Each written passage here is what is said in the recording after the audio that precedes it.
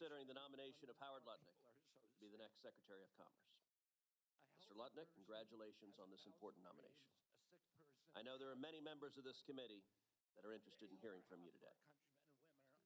As the Secretary of Commerce, Mr. Lutnick will be responsible not only for implementing major aspects of President Trump's agenda, but also effectively and efficiently carrying out some of the most sweeping laws Congress has passed in the last few years, like the CHIPS and Science Act. Mr. Lutnick is well qualified to accomplish this mission. Mr. Lutnick's story embodies the American spirit of resilience and achievement. The son of a history professor and an artist, Mr. Lutnick was born and raised in New York. He lost both of his parents by the time he was 18. And he put himself through Haverford College with the help of a generous scholarship from the school. Immediately after graduating, he started at Cantor Fitzgerald, one of the world's leading financial services firms, becoming its chairman at just 35 years old. On September 11th, 2001, terrorists killed Mr. Lutnick's brother, Gary, and 658 Cantor Fitzgerald employees who were working on 5 floors in the North Tower of the World Trade Center. It was the largest loss of life among any single organization on that tragic day. In the wake of that tragedy, Mr. Lutnick not only rebuilt the company, but he grew it into a powerhouse with operations in more than 60 offices in 20 countries and over 13,000 employees. Mr. Lutnick has also given back in incredible ways. For 5 years following the 9/11 attacks, he ensured the families of the Cantor Fitzgerald employees who were killed received 25% of the company's profits. He still donates his time today as a member of the board of directors of the National September 11th Memorial and Museum. He also served on the board of Haverford College for over 20 years and made generous gifts to the school, including an athletic center in honor of his brother and friend who died on 9/11, and an art gallery in honor of his mother, who was an artist. Over the next few years, the department will be leading on key issues, such as export controls of emerging technologies, keeping the Gulf open for oil and gas exploration, expanding commercial access to mid-band spectrum, and ensuring America's leadership in AI innovation and commercial space, and helping lead the resurgence of manufacturing in America. My home state of Texas, as well as the rest of the nation, will benefit from Mr. Lutnick's leadership on all these fronts. I look forward to hearing from Mr. Lutnick on these and other topics, and I now turn to the ranking member Cantwell for her opening statement. Thank you, Mr. Chairman, and I'd like to associate myself with your remarks because they're very similar to the ones that I was going to make as it relates to the charge of a Commerce Secretary. Mr. Lutnick, welcome today. We look forward to hearing your testimony. Welcome to your family, and as Senator Cruz said, you have a very compelling story. As I expressed when I met you, your resiliency as an individual is truly amazing. The Secretary of Commerce has a vital responsibility in a very broad mission agency with lots of complex issues that affect many sectors of the economy. That's the challenge here. And as my colleague just mentioned, one of those, top of the list, is the Bureau of Industry and Security, which implements export control on dual-use technology for both commercial and military or proliferation applications. So this responsibility just got a lot bigger yesterday when we saw an announcement from China that took $600 billion out of the valuation of a leading American company overnight. The issue of export controls and this organization, BIS, within the Department of Commerce is going to be a very big issue for you. I want to say that I very much appreciate the former Commerce Secretary, Secretary Raimondo. I think she really was a standout in implementing the policies that Senator Cruz just mentioned, but also in trying to build consensus among the private sector of how to deal with these export issues. I hope you will follow that lead.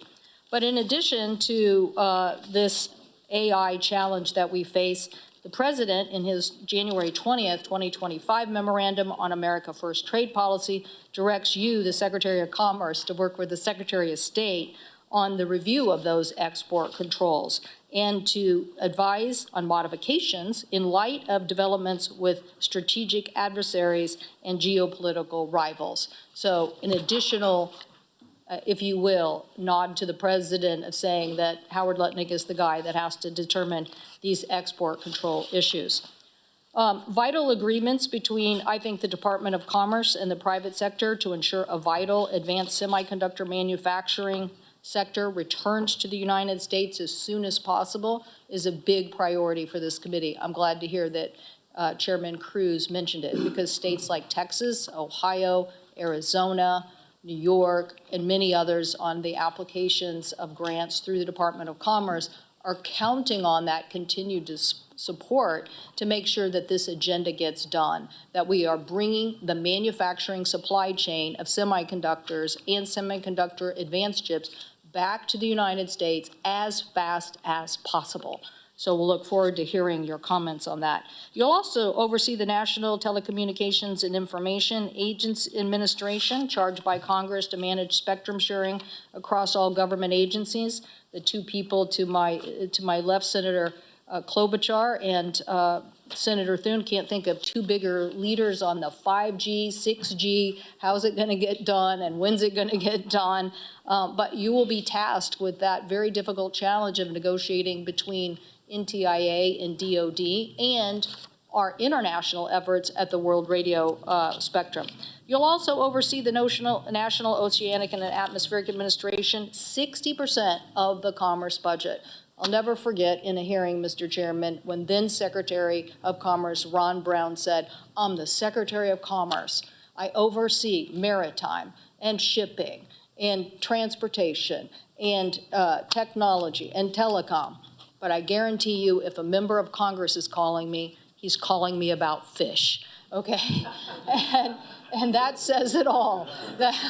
Amen to that, as my colleague just said. So the point is, no matter all the busyness that you're now given by the President of the United States on these very important issues, and I would say, in my opinion, this isn't the Secretary of Commerce of 20 years ago. No demeaning of the roles that they played for either of administrations, but the Secretary of Commerce today is now part of a critical consensus building in a foot race of competition with China and determining what those rules are going to be. And I don't believe that you can get there without the consensus bodybuilding that we did on chips and science. That exercise helped us. A lot of people might have thought we were just trying to pass an initiative. I wasn't. I was trying to respond to our nation's competitive challenge, and I would have done anything to work together to make sure that that happened. And so you'll be in charge of all of these things. Oh, and my colleague, the chairman, he mentioned space. I guarantee you there's a lot of work to be done in space, and you'll be called to provide a leadership with a new space office within the Department of Commerce. And so the complexities, you're going to be a decision maker on a lot of rules, which leads me to this next point. I'm going to have a lot of questions about your involvement in the private sector. In the private sector, I'm sure you played by the rules. We'll ask you those questions. But the question is, you're going to be on the other side of the table now. You're going to be the rule maker. So I'm going to want to understand the issues of tether, the issues of one-to-one, the issues of how we set rules, because I think the president also gave you a new responsibility as it related to the crypto rules. And I'm a fan of blockchain technology and of crypto. I'm a little more on the CFTC side than I am on the SEC side. But in general, I believe that markets need rules. And I believe that people in your position are going to have to play an even larger leadership role. So those are the questions I'll be asking. Thank you, Mr. Chairman. Thank you, and as demonstration that you are a big cheese, Mr. Lutnick, you are to be introduced by the Vice President of the United States, and as I am reliably informed that he is about 3 minutes out, so we are going to do something in the Senate we're quite familiar with, which is filibuster. And I took the chairman's prerogative to ask the Senate Majority Leader if he could fill 3 minutes with words of wisdom, and so I recognize Senator Thune to say whatever the hell he wants. Thank you. Thank you, Mr. Chairman. I certainly can't fill 3 minutes with words of wisdom, but as is true in the Senate, I can fill it with words. But let me just say congratulations, Mr. Lutnick. Welcome. We're excited to have you nominated for this important position. And as you shared in you will share, and as the chairman shared, your very powerful and compelling life story. And it truly is an example of the American success story and somebody who's been able to live and pursue and experience the American dream in the midst of a lot of adversity along the way. So thank you for being here today and for your willingness to share your skill and your experience at a job that requires a lot of that. I hope that, and I expect you'll touch on this today, one of the issues that we worked a lot on is spectrum. And obviously we need more spectrum, licensed and unlicensed. You will oversee the National Telecommunications and Information Administration, or NTIA, which is housed under the Department of Commerce and manages the government's use of spectrum. And I look forward to working with you to ensure that the federal government is using spectrum efficiently and in a way that addresses the needs that we have for more commercial use in both licensed and unlicensed technologies. I expect you to address the NTIA's Broadband Equity Access and Deployment Program, which provides over $42 billion, but as we know, hasn't connected a single household. And there's a reason for that, and it's because it's focused on all the wrong things instead of actually building broadband out into unserved areas. So those are a couple areas I expect that you'll address, and I see my time to filibuster has ended. We look forward to working with you on AI. It's a critical issue and under this committee's jurisdiction, so welcome, thank you, and we wish you the best as you move forward. A predictably excellent job, Leader Thune. I think your remarks were spectrum good, we want more, all of which I enthusiastically agree, and we're now very pleased to welcome the Vice President of the United States, an august title, but equally august as a former member of the Senate Committee of Commerce, Science, and Transportation. And so, Vice President Vance, we are glad to welcome you back to your committee. And with that, recognize you to introduce Mr. Lutnick. Great. Well, good morning, Mr. Chairman, Ranking Member Cantwell. And I see Senator Curtis has my old chair, so hopefully you do or you have as much fun as I did and do as much good as I tried to do.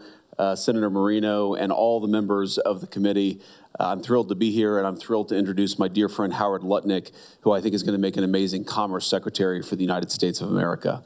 You know, one of my mentors in business always said that any good business has both product people and sales people.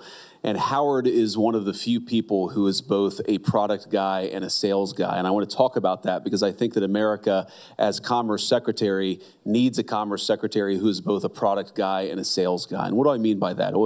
If you look at his career, Howard is the kind of guy who developed innovative products. He has a number of patents to his name, something I didn't even know when I first got to know Howard, but I learned later. But he's also an incredible sales guy. This is a person who on the world stage will say more and do more and convince businesses that America is back, that America is growing and thriving. And I think that will inure to the benefit, most importantly, of American workers who have seen their wages stagnate, their real living standards decline.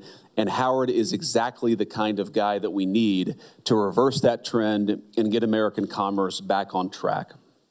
Howard is, more than anybody maybe that I've ever met in the private sector, aware, in part because of the fact that he didn't grow up with everything handed to him, of the way in which what happens in the real economy affects real people. And that if we have a thriving, growing economy, we're going to have a stronger national security because we make more of our own stuff. We're also going to have an American workforce that is thriving, that is healthy, that is happy. And of course, that's what we're ultimately, I think, all of us here on the Commerce the Commerce Committee most focused on. Howard is a force of nature. For those of you who don't know him, and for the employees of the Commerce Department, I will say, with all apologies, you're going to work harder over the next 4 years than you probably have ever worked in your entire life. Howard is the kind of guy who can have you work 90 hours a week and make you feel like you're still energetic at the end of the day because he's working 110 hours a week and he never lets his foot off the gas and he never forgets what the mission is that drives him to do all of the incredible things that he has done and that he will do as Commerce Secretary. Now, I want to say a couple of words about Howard's biography because I think it influences certainly how I think about him, and I think it informs, hopefully, how all of you will think about his nomination. This is not a guy who was handed everything. He grew up in a family where they often struggled to make ends meet. He built one of the most successful and biggest financial firms in the world, and of course had it all destroyed by terrorists on 9/11, 2001. Now, Howard didn't die that day. He lost 600 employees, including, I believe, your brother, Howard. But he didn't die that day because he took his son to kindergarten on the Upper East Side, and so he wasn't in the towers when the planes hit. But what he did in the wake of it is maybe more impressive than what he did before. One, he rebuilt the business to where it is today. Again, one of the great financial firms in the entire world. But more importantly than that, he didn't forget the families of the employees who lost their lives that day. And I will never forget, talk about a good salesman. When I visited New York on the anniversary of 9/11 during the campaign, and as you all know, campaigns are very busy. There's a lot going on. And Howard said, JD, you need to come by my office because on 9/11 every day, and we've done it since 2001, we raised money for the families of the people who lost their lives that day. And I said, Howard, this is the middle of a presidential campaign, man. I'm the vice presidential nominee. And he said, no, you're coming. Trust me, you're coming. And I showed up on the floor, on the trading floor of Cantor Fitzgerald, and every single person was selling and working their tails off, not to make money for Howard Lutnick or the business that day, but to make money for the relief efforts and the families who they still take care of. What is it now, 24 years later?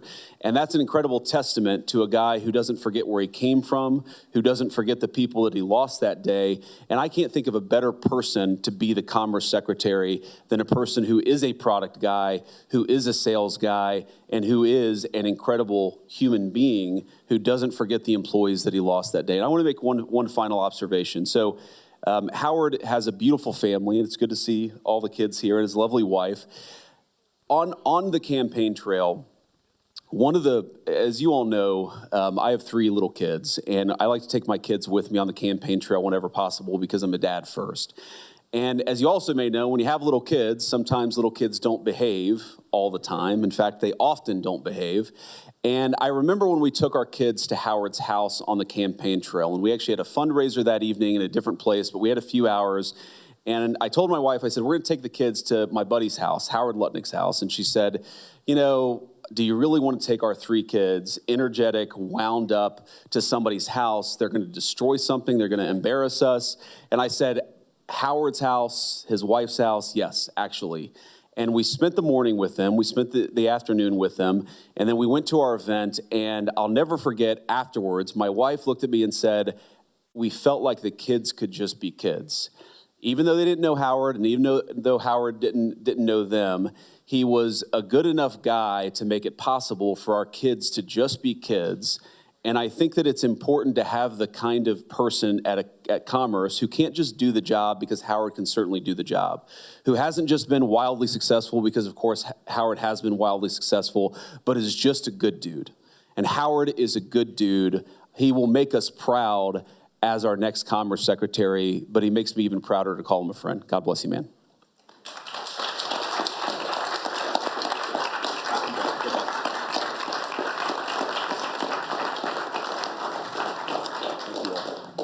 Mr. Vice President, thank you. Welcome back. And I will say to all the employees at the Commerce Department, you must be very pleased to know that your incoming secretary will be just fine if you break something or crayon on the walls or spill your grape juice. You can do all of those at the Department of Commerce. And with that, I recognize Mr. Lutnick for his opening remarks. Thank you, Chairman Cruz, Ranking Member Cantwell, and members of the committee. And thank you, JD, Mr. Vice President, for your kind introduction. I deeply appreciate our friendship and that he was able to join me today. I'm profoundly grateful to President Trump for the confidence and faith he has placed in me. It is an honor to appear before you as your nominee for Secretary of Commerce. My family is here with me today. I would like to introduce you to my wife, Allison, who's sitting behind me, who for 30 years has been my great partner advisor, and the spectacular mother to our wonderful children. My oldest son, Kyle, behind me, Brandon, Casey, and Ryan. My extraordinary sister, Edie, is also here, as well as Allison's brother, Rick, and my sister-in-law, Abby, and many of my closest friends have chosen to come down to support me. I grew up on Long Island, New York. My mother was an artist, as you said, and an art teacher. My father was a professor of American history. My mother, Jane, taught me how to appreciate life.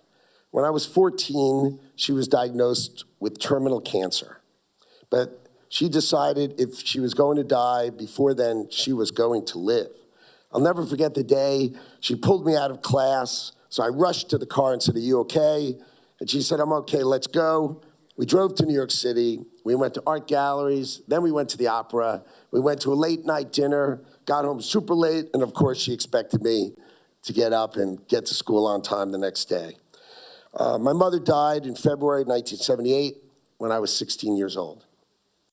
A year and a half later, my father was diagnosed with lung cancer. He kept his diagnosis secret from me because he wanted to make sure I left to start college in the fall. He dropped me off at school, and a week later, he went for his first chemotherapy treatment at a local hospital. The nurse accidentally gave him the wrong dose, and he died right then and there. It was September 12th, 1979, and I was 18 years old. So we all know losing one parent is heartbreaking, but losing both is something entirely different. It's life-shattering. Without any support from our extended family, Edie and I put my 15-year-old brother in the boarding school right near my college, and he would sleep with me in my dorm room on the weekends. The next year, Gary moved up to live with my sister and spent the next 2 years living with her while she earned her law and business degree. The three of us became inseparable. But as you can imagine, the pain we suffered when Gary and 657 of my other friends and colleagues at Cantor Fitzgerald were killed on 9/11. The company was located on the top 5 floors of the World Trade Center. I still can't say without being emotional, I'm sorry. But no one in the office survived. I was taking my son Kyle to his first day of kindergarten, which is why I'm with you today. The company was destroyed, but on September 12th, I hosted a call with my surviving employees, and I laid out 2 choices for them. We could either attend our friends' funerals, but that's 20 funerals a day for 33 straight days. Or we could try to rebuild the company to take care of the 658 families that we lost that day. So this phone call led to one of the most extraordinary events in American business history. All of our employees, both new and those that survived, agreed to donate 25% of their salaries to the families of 9/11 colleagues. So together we raised $180 million over the next 5 years for those families. And my employees, they stitched my soul back together. My employees never expected to get paid back, but I had other ideas. So in 2008, we took a division of our company public, and I gave each and every one of those employees double of what they had given to those families. I've worked at Cantor my entire career, 41 years, and rebuilding the company over the past 24 years is my greatest business achievement. After 9/11, we were down to about 1,000 employees. Today, the company employs more than 14,000. I'm so proud of my exceptional friends at Cantor, BGC, and Newmark. I saw the strength of the American spirit during President Trump's campaign, and it fueled my desire to serve our nation. We need healthy businesses, small, medium, and large, to hire our great American workers to drive our economy. I will dedicate myself to making our government more responsive, working to ensure Americans have the greatest opportunity for success. I am an outcome-driven leader, and upon my confirmation, I will take a thoughtful and rigorous approach to leading this great department and serving our country. Thank you, Mr. Chairman, and I look forward to taking your questions. Thank you very much, Mr. Lutnick, and thank you for that heartfelt opening statement. Your background is very impressive. Not only have you led several companies which are global leaders in financial services, real estate, and brokerage, you rebuilt Cantor Fitzgerald in the wake of the unspeakable tragedy of 9/11. I appreciate your willingness now to serve your nation. Let me start with just a general question. Why do you want to be the Secretary of Commerce? I think America is in a place to teach the world and to show the world what leadership is like, what a great economy is like, what taking care of its Americans is like. And to be part of that administration, to be part of this historic Trump administration is one of the great honors of my life. So I'm just looking forward to being a part of this administration, to playing my part in helping drive our economy's growth and driving the support and dedication to our American people. So, in your business career, you've been very successful. You made a lot of money. You have told this committee in your questionnaire that you plan to divest your business interests in accordance with federal laws and regulations to avoid any conflict of interest. Can you explain what your plan is regarding your business interests and whether you will consult with the designated agency ethics officials? So my plan is to only serve the American people. So I will divest, meaning I will sell all of my interests, all of my business interests, all of my assets, everything. I've worked together with the Office of Government Ethics, and we've reached agreement on how to do that, and I will be divesting within 90 days upon my confirmation. So I should have no business interest, therefore no conflicts of interest. I've made the decision that I've made enough money in my life. I can take care of myself, I can take care of my family. It is now my chance to serve the American people. And so upon confirmation, my businesses will be for sale and someone else will lead them going forward. But the Office of Government Ethics and I have reached agreement. We've signed the document, I've made it public. And going forward, I will always consult. The Commerce Department has a great ethics department. I've already met with them, and I plan to stay in close contact with them and avoid all conflicts so I can just serve America. Thank you for that. Let's move to one of the important responsibilities you'll have as Secretary of Commerce. The National Telecommunication and Information Administration, NTIA, is the lead agency for managing federal government spectrum, including critical mid-band spectrum. Over the past several years, Majority Leader Thune, Senator Blackburn, and I have all worked closely on a bill that would require NTIA to identify federal spectrum that can be more efficiently used, freeing up some of that spectrum for commercial users. To dominate in next-generation wireless technologies, 5G and 6G, to stay ahead of our adversaries and to advance strong economic growth, the U.S. must create a pipeline to expand commercial access to mid-band spectrum. Will you commit to working closely with myself, other members of this committee, on solutions that will expand commercial sector access to this key spectrum while at the same time protecting U.S. national security interests? You got to ask me a tougher question than that. Absolutely, yes. So tell this committee in your judgment. All right, let's try not a tougher one, but a natural follow-up. Why is freeing up more commercial spectrum important? Why should the American people care that we get this accomplished? So we start by the NTIA is sort of the coordinator and the advisor to the administration on spectrum. There's enormous amounts of spectrum held by the Department of Defense, right? And for our country to really reach the scale that it can be, for it to be successful, we need to be the leader in the world of 5G and 6G. So we've got to work closely with the Department of Defense. As you said, we've got to make sure, of course, to protect ourselves. But with all due respect, if I'm going to be your Secretary of Commerce, I kind of lean towards commerce. So I'd like to try to help us drive some of that spectrum towards our businesses to free us to be the leader in spectrum in the world. Well, thank you. I look forward to working with you on that. Let's turn to NOAA, the National Oceanic and Atmospheric Administration. Last year, an activist judge in Maryland vacated NOAA's existing biological opinion for the then Gulf of Mexico. I would note that President Trump has renamed the Gulf. I have to say I'm partial to calling it the Gulf of Texas, but everyone can have their own opinion on that matter. NOAA must now file a new biological opinion on offshore work in the Gulf by May 21st. NOAA is notoriously slow-moving on these biological opinions. And if it fails to get this one done on time, it could shut down oil and gas operations in the Gulf. Can you commit to hold NOAA's feet to the fire to make sure that it meets the May 21st deadline for reissuing this biological opinion?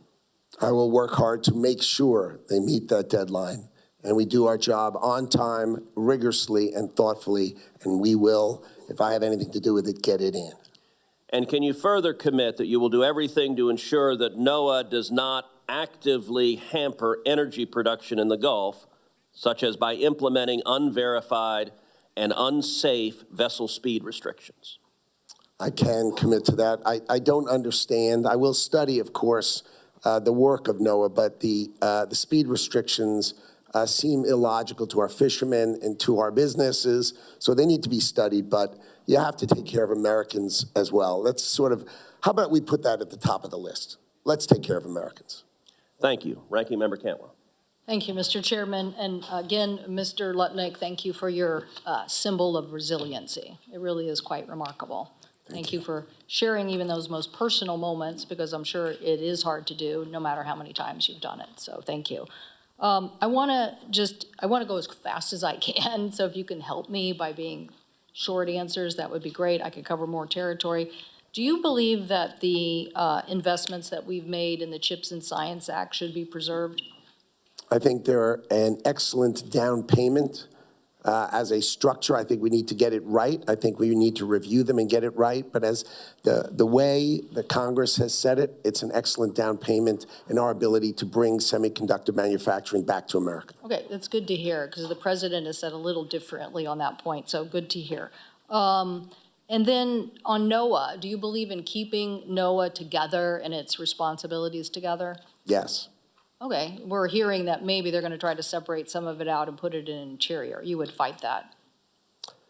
I want to do it right, and right now Commerce is doing it right. We understand how to do it, and I expect to continue to understand how to do it. So I have no interest in separating it. That is not my on my agenda. Good to hear. I believe we need a NOAA Organic Act. Believe it or not, it's 60% of your budget, and there is no underlying policy in the law about NOAA. So I think the way that my colleagues and I get good fisheries management is to put that into the law and say it's demanded, not what the whim of every scientist that comes along with the new administration. But we'll talk about that later. Okay, let's turn to the rulemaking that we're talking about.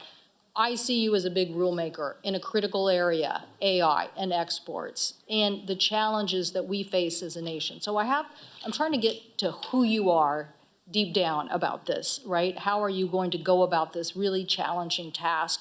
Because I have some ideas about what I think make good principles here and why it's so important. Because if you want to move fast, you have to be collaborative. I know other people think you can just my way or the highway, but usually that doesn't work.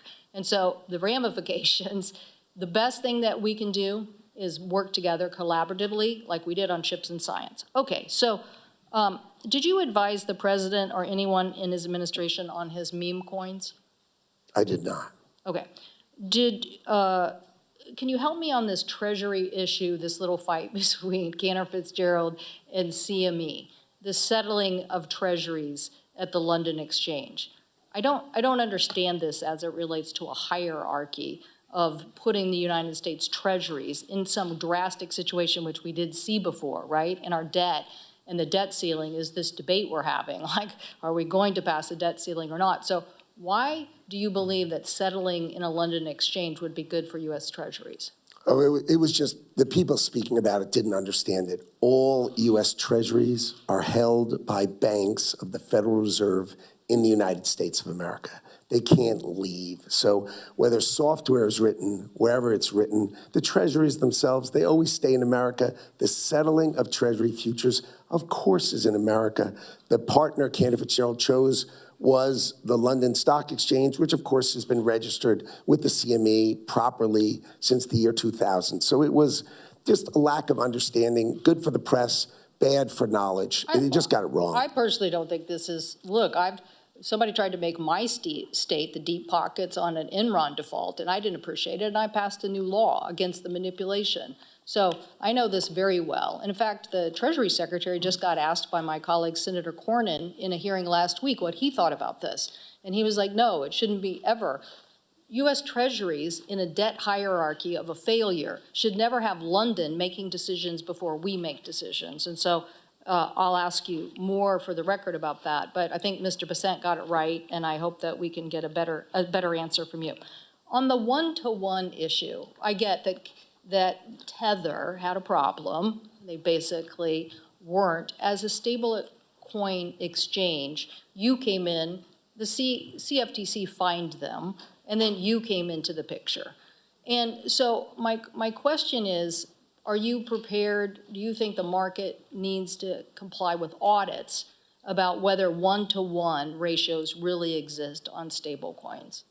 I believe stablecoins, US dollar stablecoins, should be audited, should be completely backed by US Treasuries, 100%. But how do we prove that if necessary is my question. Well, an audit, US audit, and one-to-one backed by US Treasuries. And lastly, you can't change the rules, meaning if someone has bought the stablecoin, you can't change the price, right? If someone's made a deposit with you, you can't say on a withdrawal you're going to change the price. So you really believe in a robust audit process and more opening than it exists today? For sure. Thank you.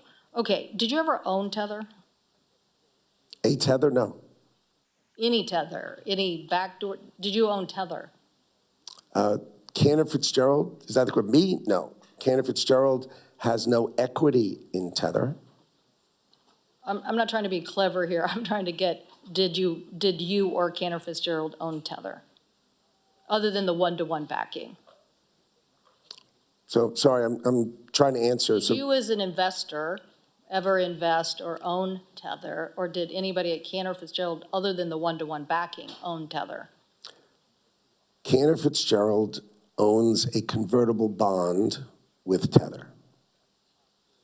So it has a bond with Tether. Okay. So now back again to this big task on export controls and thwarting China and dealing with this AI problem and all of the various interests. I mean, I do have some, concerns too. I'm a big crypto person in general, as I said, CFTC oversight. But this issue about Tether and the amount of illicit market funding of Tether. The analysts who do this work now, I'm for a more robust system, but the analysts who do it now think that as much as $19 billion on Tether could be illicit activity by the North Koreans, the Russians, the Chinese. And so what do we do about that? What is your solution? So the number one instrument of the world of criminals is the US dollar. The number two is the euro. So these are just the things that people use. So Tether is the largest stablecoin. So criminals use it more than Circle, which is the second largest, as a ratio of the same. It's like blaming Apple because criminals use Apple phones. It's just a product. We don't pick on the US Treasury because criminals use dollars. So I think it's just a product.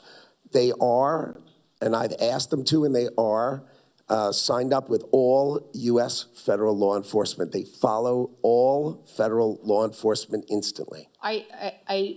So that's like saying that if you get a request from the FBI or DOJ, you're going to comply with maybe that wallet is involved in illicit activity.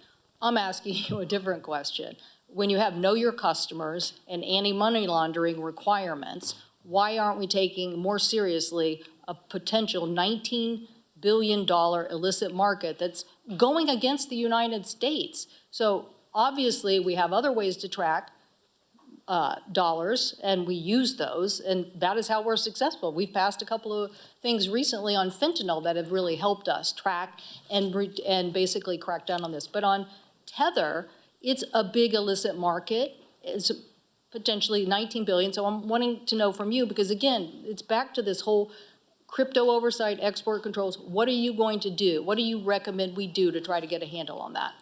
So in my due diligence and Cantor Fitzgerald's due diligence, Tether did no business with anyone who wasn't KYC appropriate. The fact that at some point their product was bought by someone and used it inappropriately, I think it's important for The us. secondary markets need rules here? Oh, it's entirely secondary market, but I think what we can Secondary do. market need rules, because my chairman's going to cut me off. I'm over my time, so thank you. But could you just answer that? You can answer it for the record, or you can answer it now.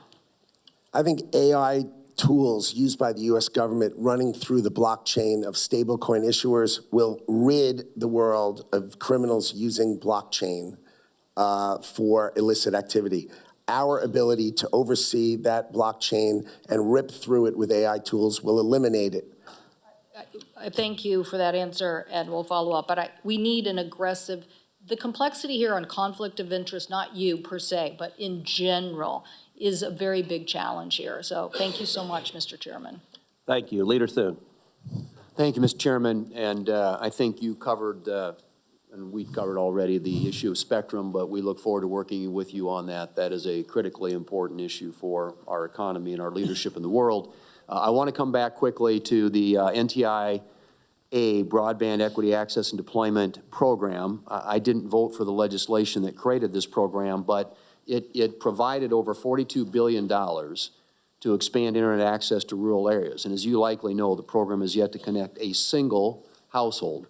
And the Biden administration included a number of requirements not envisioned by Congress in the program, including climate change mandates, rate regulation, onerous labor requirements, and other concerning items, which is why they haven't signed anybody up. And there isn't a single telecom in South Dakota, which represents and serves a lot of underserved areas, that can use the program because of all these mandates and conditions they put on it. So my question is, will you commit to working with states to remove these requirements so that funds can go to truly unserved areas? I'm going to work to make sure that Congress gets the benefit of the bargain. You want to get broadband into the hands of low-income people, let's go do it. But let's do it efficiently, and let's do it swiftly. Let's use satellites, let's use wireless, and let's use fiber. And let's do it the cheapest, most efficiently we can. And I commit to working with you to make sure the states execute and deliver on the promise that Congress has made. And will you also work to ensure that this BEAD funding is only used for actual broadband infrastructure builds? Absolutely. Okay, thank you.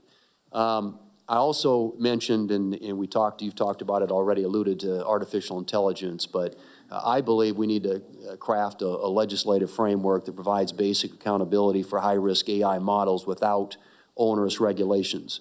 And as you and I know, the Biden administration only viewed AI as a threat that should be controlled. And I was encouraged to see President Trump's executive order reversing Biden's sweeping AI executive order, and for his leadership in developing a comprehensive pro-innovation AI plan that strengthens the U.S. Global leadership in AI. So I want to just get you, if you can, to talk generally, if confirmed, how you would approach AI regulation and to seek the and to harness major advancements in artificial intelligence. So the Department of Commerce has led the world in cyber, right? Our cyber technology and cyber rules are the gold standard of the world. Let's leverage that model into the standards for artificial intelligence. Let's use what we're great at and leverage that again and use it again. So rather than think about it, we want to make sure we protect and defend our country, but we want to make sure that we lead.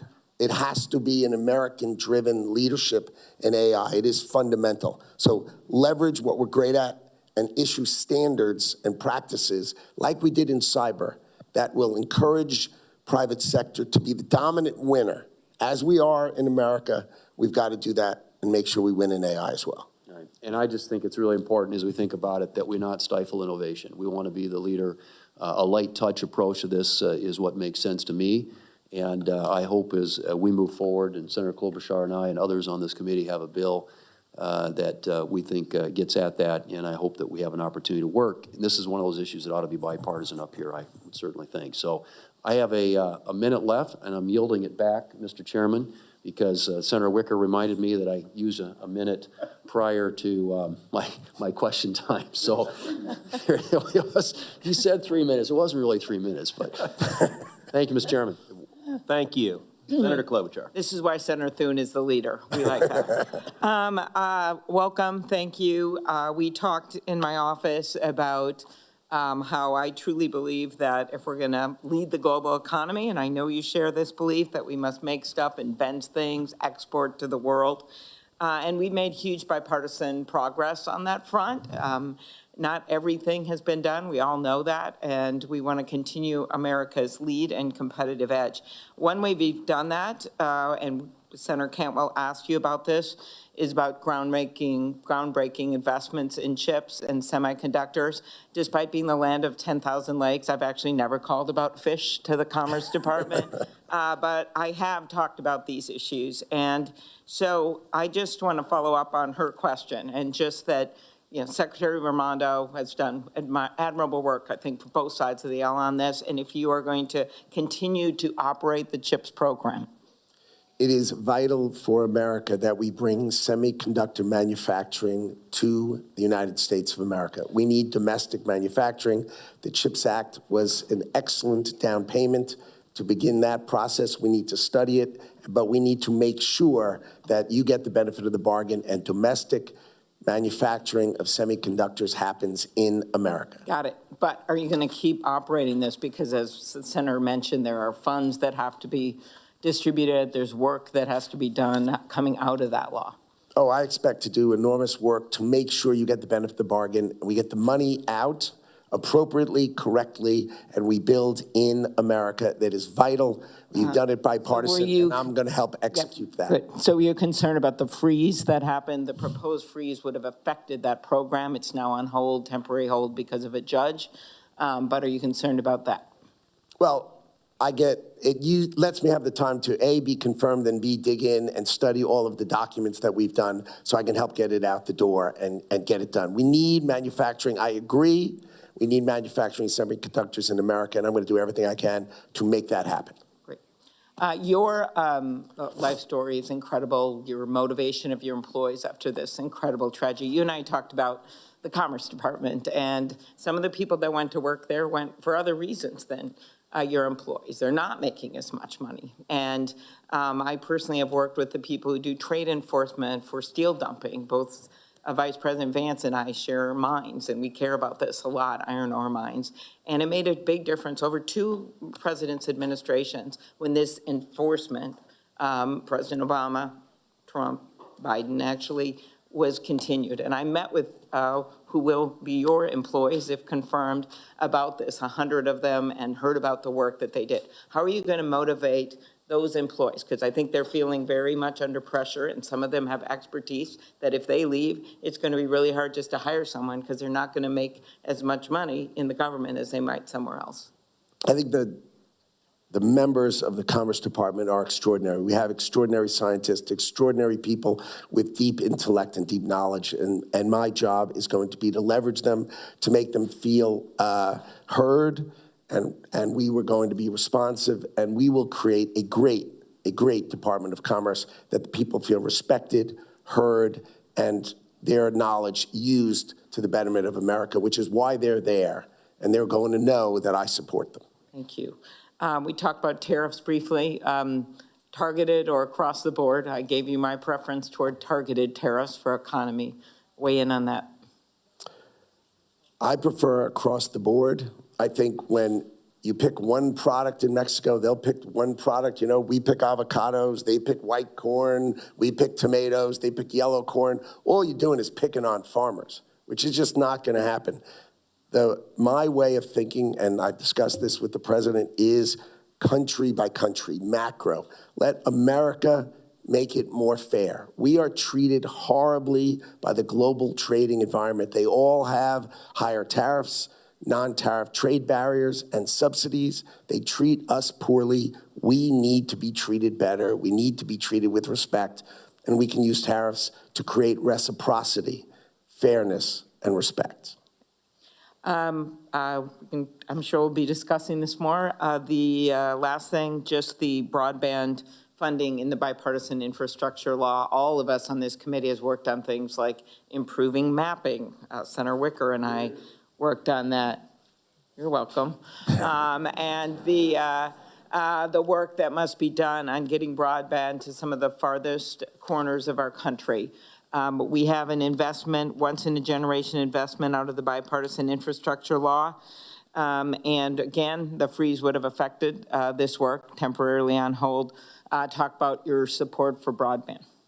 Well, they haven't, you passed the bill, and they haven't put out any of the money, or nobody's gotten broadband. So it's time for a new Commerce Secretary to get broadband out to people and give you the benefit of the bargain. I want to give the Congress the benefit of the bargain, which is you appropriated money for broadband, let's get it in their hands and let's do it.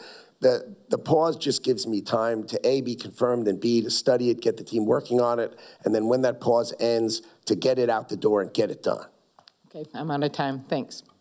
Thank you. Senator Wicker. Thank you very much, Mr. Chairman. Mr. Lutnick, I look forward to working with you. I think this is it's going to be fun and productive for the American people. The leader was correct. Some members of this committee voted for the Infrastructure Act, and some of us didn't, and it was bipartisan. But I think we all agree that broadband is one of the infrastructure issues of our time. It's really the rural electrification issue of this century. You agree with that? It is vital to America. Absolutely vital. And I would just point out that, because we talked about it a lot, that not one single household has been connected. And I'm told that there's been an endless round of back and forth negotiations about the application process. It seems to me that a man like you is going to be able to cut through that and at least tell the states, yes, your application, we know what that's about, and we're going to respond to your application. I expect the states to provide the most efficient way, the most cost-efficient and effective way to get broadband to every house. I heard a story where they were planning to run fiber for $200,000 to a house that was worth $125,000. The waste of America is over in the Commerce Department. Good. We are going to get broadband to people, but we're going to do it at cost effectively, but get it and get you the benefit of the bargain. Two more things, if I can squeeze it in. I'm glad we mentioned NOAA. The NOAA National Data Buoy Center is at the John C. Stennis Space Center in Mississippi. It is the national premier rocket propulsion net facility. In the next few months, will you come see us and let me show you the great potential we have there at the Stennis Space Center? Sounds fun. Good. Glad to. And okay, very good. So let's say by April. Give me till May, shall you? Okay, all right, good. We got a deal. Okay. Also, in addition to infrastructure, the CHIPS and Science Act has been mentioned favorably. Let me mention the CHIPS and Science Act as it connects with this fiscal year's NDAA. One of the things we did in the CHIPS and Science Act was actually $10 billion authorized for 20 regional tech hubs. The first round has largely been approved. In NDAA, we funded $220 million. It was authorized for $10 billion, $220 million for tech hubs, and the potential for another $280 million for a second round. Now, at this point, I understand your department has a choice. It can either double up on those that have already been awarded, or it can try to drive regional growth and global competitiveness by looking at other applications. That's what I hope you'll do. So I just want you to understand that there are a lot of us who want you to work with Congress to maintain and grow the tech hub programs, particularly in rural areas. And I would suggest that the Southeast did not do so well in the first application. So will you agree to take a closer look at assets in the Southeast region, including biotech companies, logistical expertise, academic research, national labs, entrepreneurs, as well as workforce in areas that are already collaborating to deliver biotechnologies that meet commercial needs faster. I'd be happy to. Good. Thank you very much. I look forward to working with you. Thank you. Thank you. Senator Schatz. It's a weird hearing. Everyone's done before their 5 minutes is up. Mr. Lutnick, thank you for taking the time. Thank you for your willingness to serve and for your family's willingness to support you in this endeavor. I want to start with the census. The work of the Census Bureau, as you know, is critical to the functioning of our democracy. It's included in our Constitution. Both Article 1, Section 2, and the 14th Amendment require the federal government to conduct an accurate census. The 14th Amendment specifically requires a count of the whole number of persons in each state. So not a trick question, but just to get you on the record, if confirmed, will you ensure that the work of the Census Bureau is carried out in an apolitical manner? I will hew to the 14th Amendment of the United States Constitution rigorously. Thank you. And will you make sure that the Bureau prepares to implement a census that counts every person? Since the first sentence of the 14th Amendment of that clause says we will count each whole person, I promise you we will count each whole person. That's what the Constitution says, and we will stick right to it rigorously. Thank you. I know this has been a bit of a love fest, so... Oh, stick to it. So, well, depends how you answer, sir.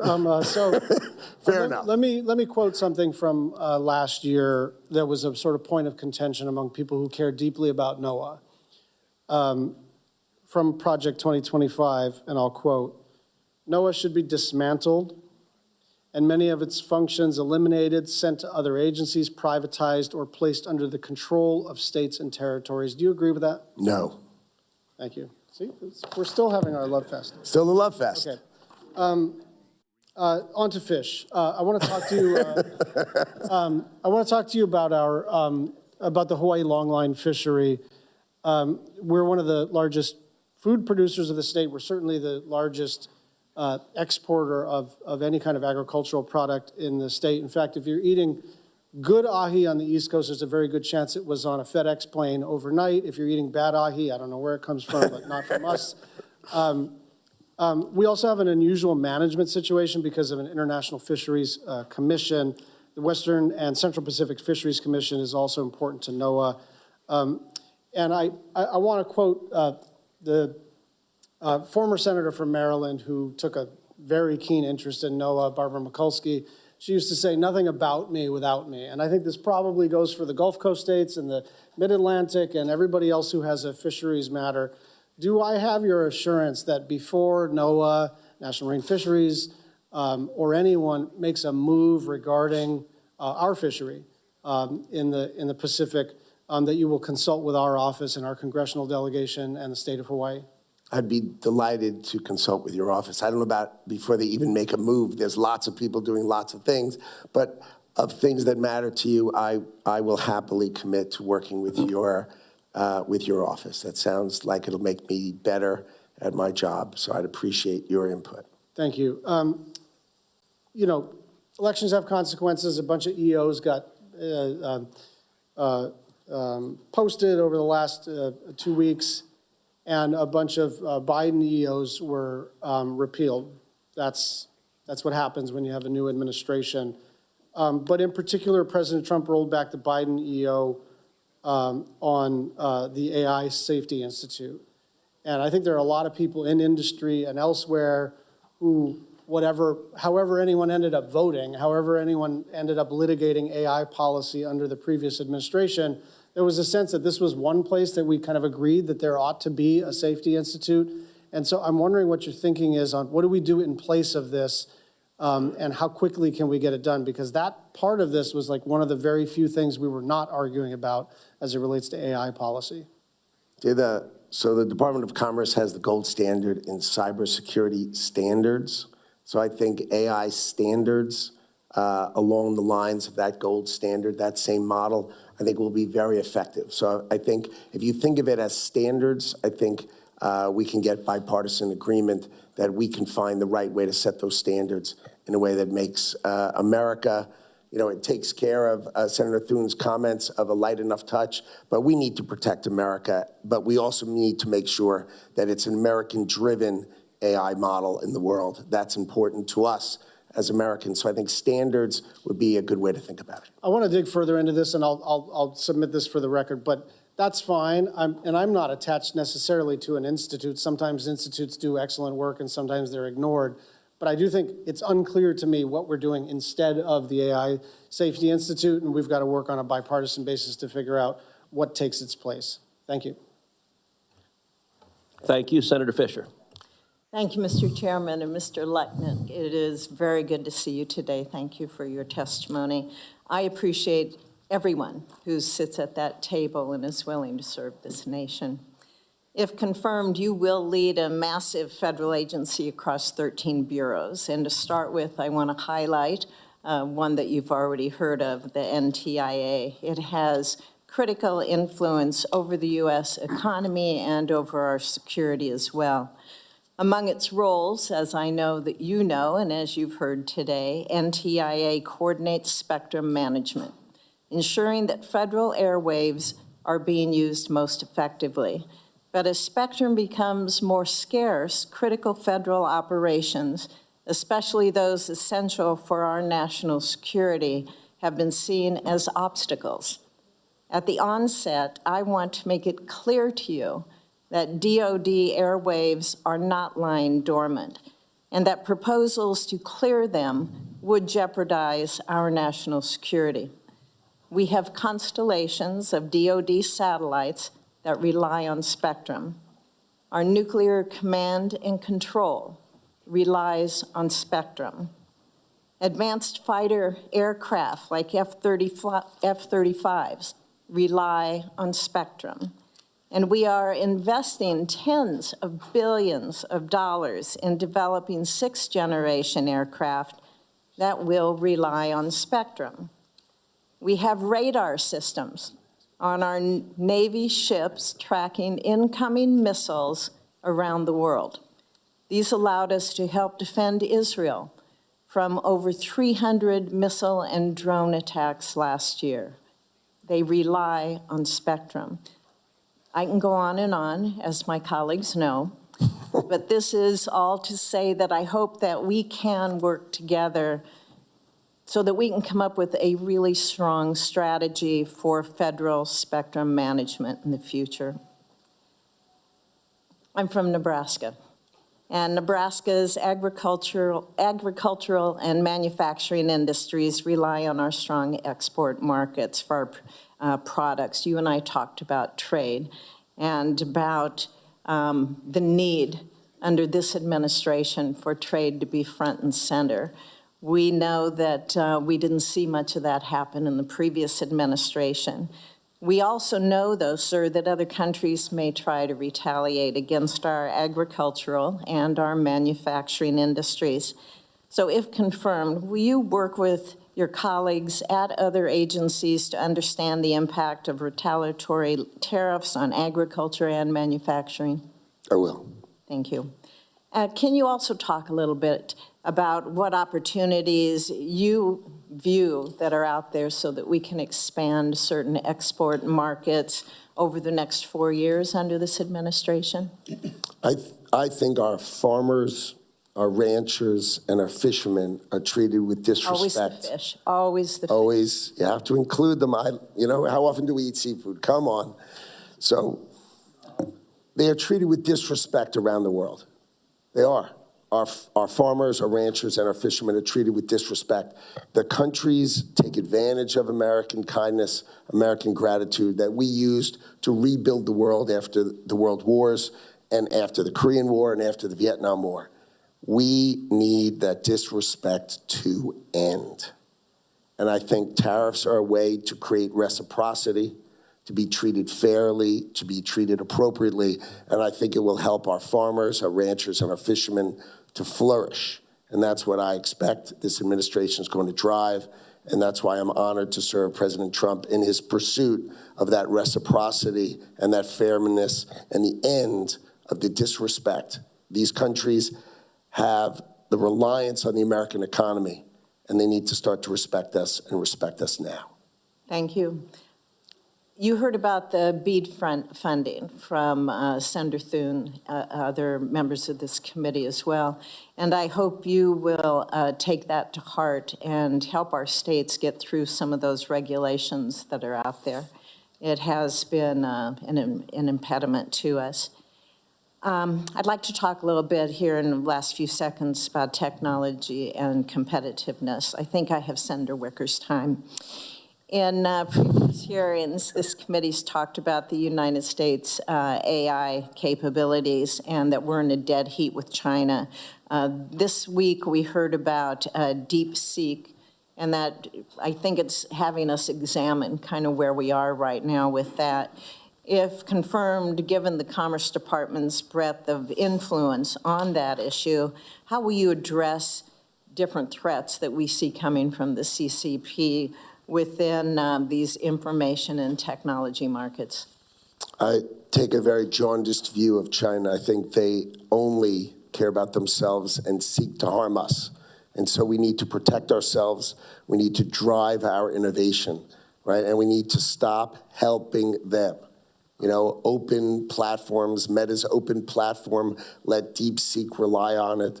NVIDIA's chips, which they bought tons of and they found their ways around it, drive their DeepSeek model. It's got to end. If they're going to compete with us, let them compete, but stop using our tools to compete with us. So I'm going to be very strong on that. I'm thrilled to oversee BIS, and I'm thrilled to coordinate and empower BIS with tariffs that will improve the strength. When we say no, the answer's got to be no. I look forward to working with you, sir. Thank you. Thank you. Thank you. Senator Markey. No, I'm sorry, Senator Baldwin. Thank you, Mr. Chair, Ranking Member. Thank you, Mr. Lutnick, for your willingness to serve. I'm going to ask first a sort of more general question, and then I want to dig into some details that you've heard a little bit about from my colleagues. But, you know, the Department of Commerce does significant work to ensure that U.S. companies are able to compete with China and drive. It also does a lot of work to drive innovation in America. And so I want to ask very broadly, how will you utilize the programs within the Commerce Department, including those authorized by the Bipartisan Chips and Science Act, to promote American innovation? So for the example, we want to bring semiconductors back to America. We want to look at the supply chain and bring that back to America. We want to create those great jobs in America so that way we can go back to innovating, which is where we began, right? Intel began the chips, right? And then the world sort of leveraged our chips. TSMC leveraged us and sort of took it from us. And who drove them? Apple. Who's Apple? It's America. So we want to bring that innovation back and make sure our great companies, and let's be clear, we have them all. There's no other country that has the incredible technology companies, pharma companies that we have. Let's bring those companies, manufacturing and innovation, and have them do that manufacturing in America with American workers, and let's drive that. Thank you. One of the key parts of the Bipartisan Chips and Science Act, as you've heard from me when we met privately as well as from others, is the Tech Hub program. I'll bet when you were having your one-on-one meetings with others on this committee, you heard about their tech hubs as you heard about ours. Wisconsin's BioHealth Tech Hub positions the state as a global leader in personalized medicine. It tailors healthcare treatment to a patient's unique history and genetic code. Last week, I spoke with many in the consortium that presented the Wisconsin application, and their number one question was, can we count on future funding? The first tranche of funding has indeed been disbursed, but there are millions more that have been committed to the Tech Hub over the next 5 years. This week, the administration announced a freeze on all federal financial assistance passed by Congress including on a bipartisan basis, as most bills out of this committee and out of the Senate are. So, Mr. Lutnick, I'm looking for a yes or no. Should Wisconsin's biotech hub be concerned that they may not receive future tranches of funding that were pledged? I think the best answer I can give you is I have to look at it and understand it better. I can't really give you an answer as I sit here right now because I don't know the details. So I try to answer everything as best I possibly can, but if I don't know the details, the only thing I can say is I don't know the details. I think you'll hear from a lot on this panel, particularly, that this is a key part of how we lead innovation in the United States. And support for our bipartisan work on this will be very important. You and I spoke also about the impact a trade war will have on Wisconsin's farmers and manufacturers. I know Senator Fisher just asked you about this also. But I want to say that their experience under the first Trump administration makes them really nervous this time around. According to the Department of Agriculture, America's farmers lost $27 billion in export sales in 2018 and 2019, in large part because of the China tariffs. A generous share of Wisconsin's milk production ends up in dairy products exported to places outside of the U.S. And proposed tariffs on Mexico, Canada, and China, three of the main export destinations for U.S. dairy products, are likely to reduce dairy exports to a degree that would harm farm milk prices and processor profitability significantly. And I've been hearing from Wisconsin manufacturers who are very concerned about supply chains and their own facilities that are in other countries. So Wisconsinites are concerned that prices are going to go up. What would you say to Wisconsin farmers, Wisconsin manufacturers who are concerned about their exports, their supply chains, and retaliatory tariffs?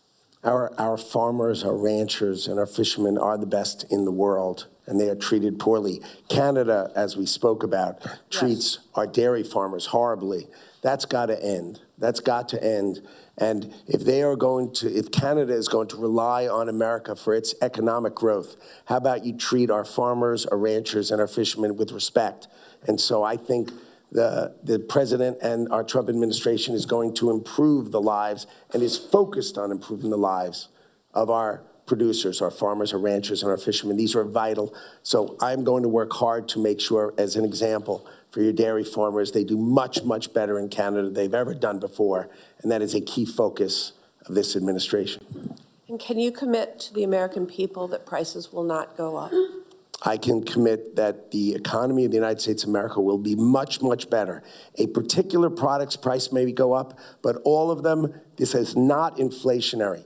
The two top countries with tariffs, India and China, have the most tariffs and no inflation.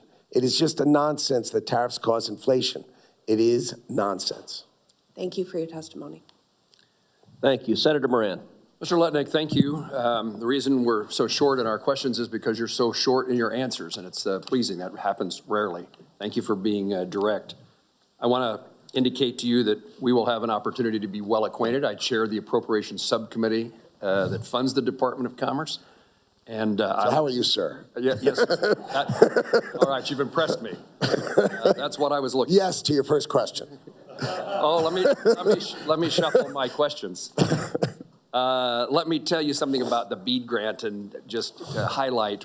You have an opportunity to make this BEAD grant program work, as you heard Senator Thune indicate and others. But let me also tell you that the BEAD grant dollars are subject to taxes. So the company that receives the grant to put broadband into rural and underserved areas has to pay taxes on the money received. This is not something you can directly do something about, but we have legislation to eliminate the tax. And it seems to me that if you want the BEAD grant program to work and actually get the dollars to the people across the country, including Kansas, who need broadband services, reducing the amount of money that's available by taxing the grant makes no sense. Am I missing something here? What you just said sounds entirely sensible. That's not my first question. Oh, That one was too easy, and we're working to solve that problem, but your input and support at a point in time may be helpful to us. A lot of talk about trade policy. I was going to ask you about your vision for agriculture. I only would highlight again, Kansas is one of those states. This committee here is a very rural committee, or the members who make up this committee often come from rural parts of the country, but there are significant challenges to farmers and ranchers.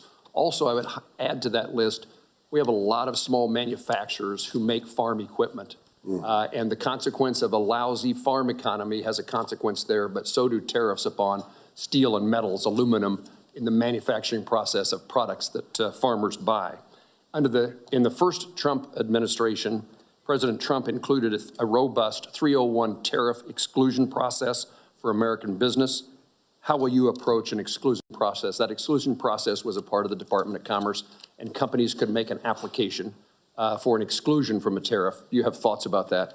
I think the president signed an EO directing Commerce and the USTR to study tariffs and do a rigorous study. So I'm going to let the experts drive that study. But I'm a more simple view of tariff sort of guy. And I think the president is of like minds, which is the steel and aluminum had 560,000 applications for exclusions. It just seems that's too many. I think we need to simplify it and make it more effective.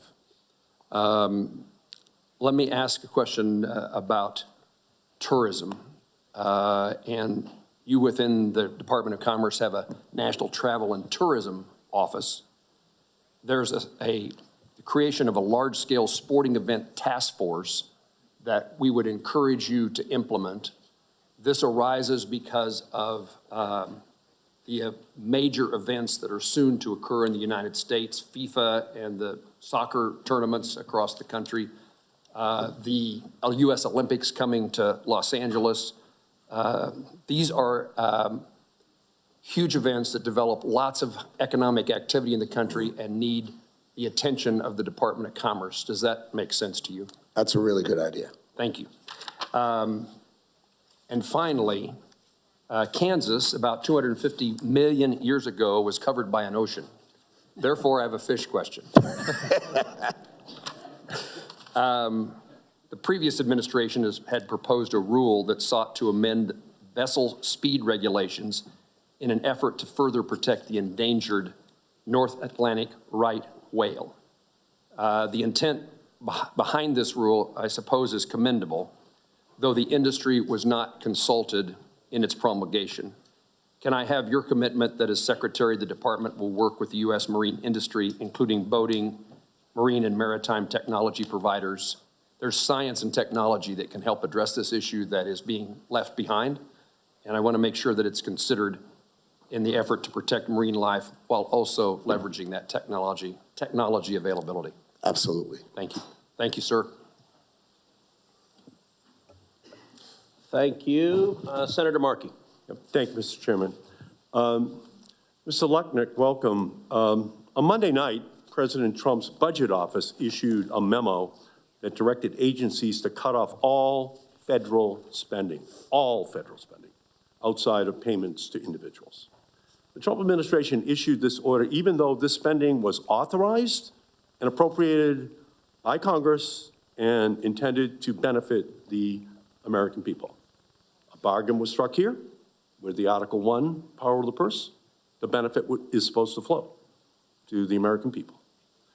The freeze could affect semiconductor grants, broadband grants, fisheries disaster relief, habitat conservation, all programs in the Department of Commerce. Mr. Lutnick, do you believe that this action by President Trump was lawful? I rely on the president. If his advisors say it was, then I will rely on him and his advisors. Well, that's an unacceptable response because this action has caused mass confusion, disrupted critical payments systems, and violated directly federal spending statutes passed out of this committee and the Congress.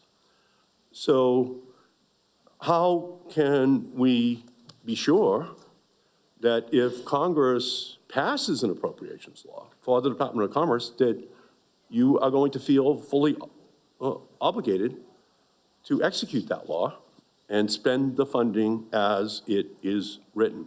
Will you spend it as we wrote it? It is my promise that I will try my best to give this committee and the Congress the benefit of the bargain that you have passed. If you want broadband, if you want chips in America, my job is to execute on that plan. This pause will allow my time to be confirmed and us to study and attack it rigorously. But I promise you, I will give you, as best as I can, the benefit of the bargain that you have appropriated for. That is my objective. Right, and Absolutely. that's exactly right. We do it. We do the negotiation. And then Article 2 of the Constitution is the president. He's supposed to execute. You're supposed to execute. You work for him. So if President Trump directed you to unlawfully withhold federal spending that was authorized by Congress, would you comply with that order? I guess I'd be spending a lot of time with lawyers, but I do not think that's the way it will work. Well, it's already worked that way. You know, we know that the president has already unlawfully, in violation of the statute, fired inspectors general. That was not in compliance with the law. What happened 2 nights ago in the freezing of all federal funds, that's in violation of the law, the benefit of the bargain.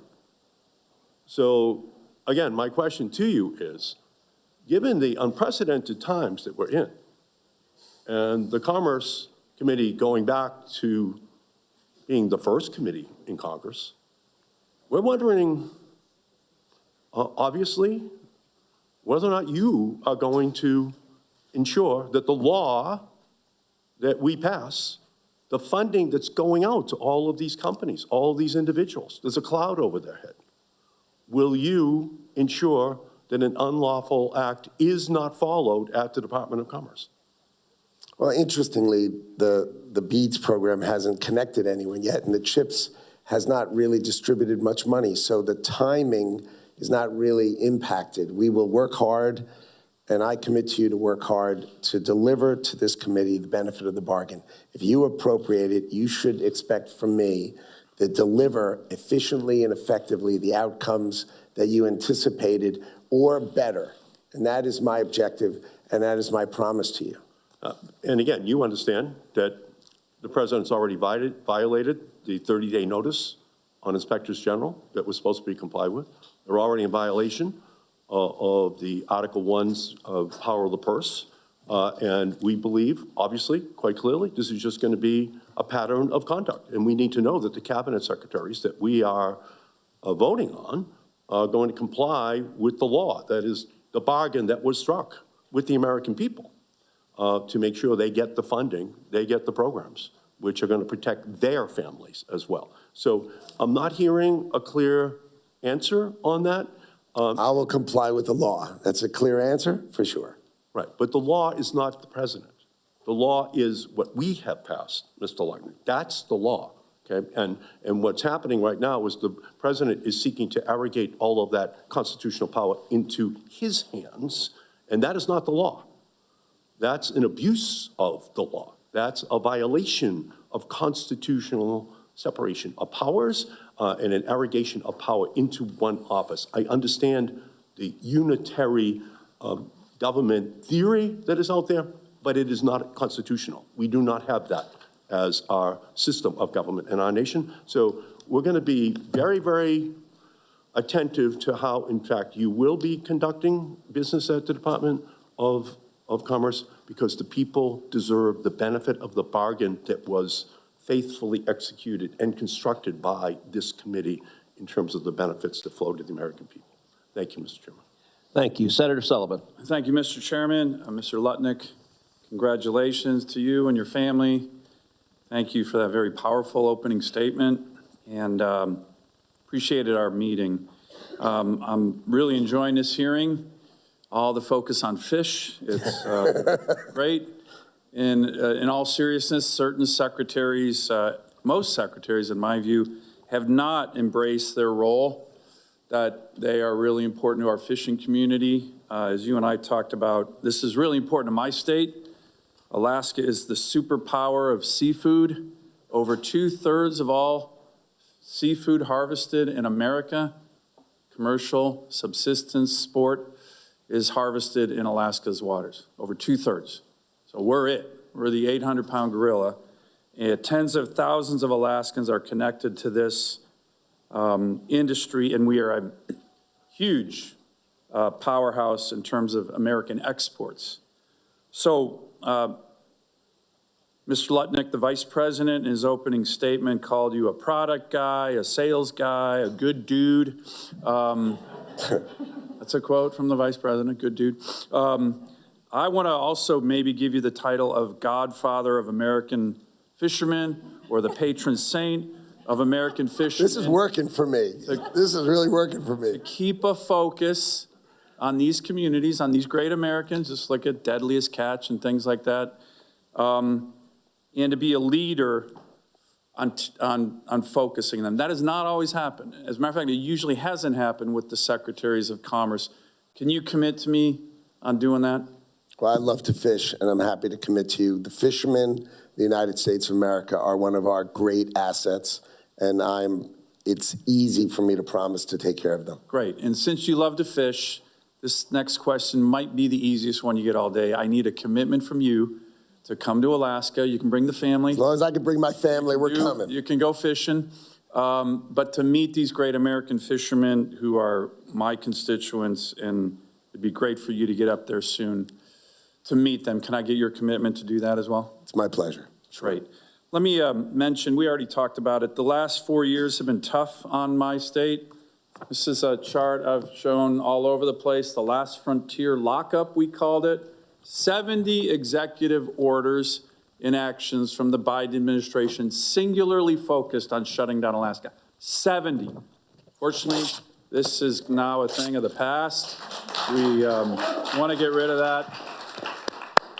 On day one, the president issued this executive order. President Trump, it's called Unleashing Alaska's Extraordinary Resource Potential. One of the, and it's long, right? And it's very detailed. And the Secretary of Commerce is mentioned in it. One of the lines in there is the policy of the United States, this is from President Trump on day one, to fully avail itself of Alaska's vast lands and resources for the benefit of the nation and the American citizens who call Alaska home.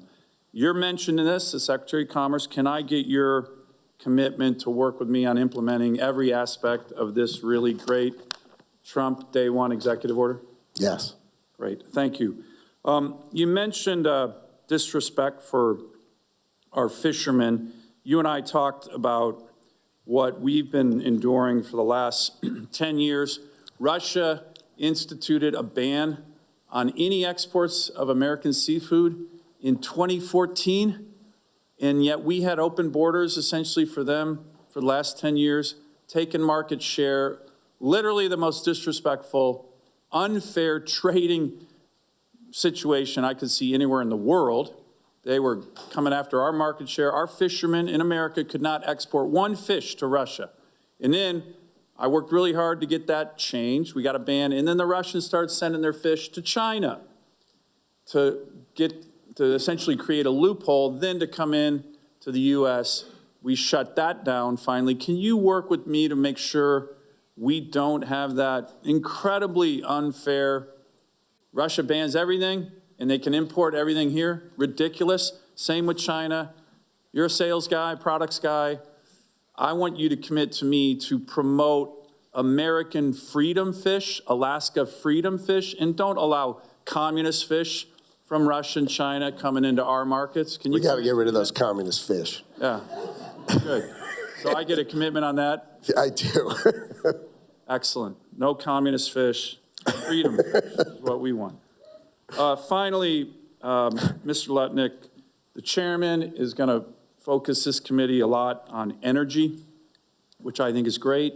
I know you care about unleashing our extraordinary energy potential.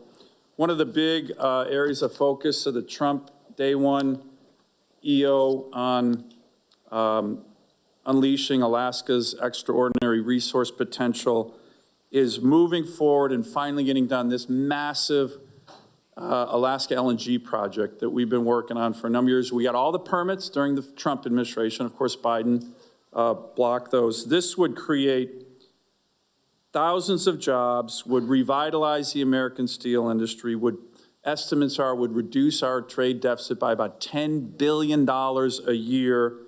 Can you commit to work with me, the president, who's very focused on that in his EO, the secretaries of Interior and Energy, and other cabinet officials, including our Asian allies, to make this project a reality, which will be great for the country, great for our workers, great for our trade deficit, and really boost America's national security?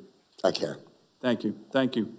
Mr. Chairman, thanks very much. Well, and as a Texan, I do want to clarify for the record that red snapper are not communist fish. And in a nod to my Alaskan friend, neither are pink salmon. Okay. Senator Peters. Very good. Thank you, Mr. Chairman. Mr. Lutnick, welcome. Congratulations on your nomination. Certainly appreciated our kind of wide-ranging discussion we had in my office recently. You know, I know that tariffs are certainly a powerful and a positive tool that can be used, but they need to be used strategically. They need to be used thoughtfully. And that's why I called for 100% tariffs on Chinese vehicles last year. And while I'm going to continue to fight for aggressive trade policy when it comes to our relations with China.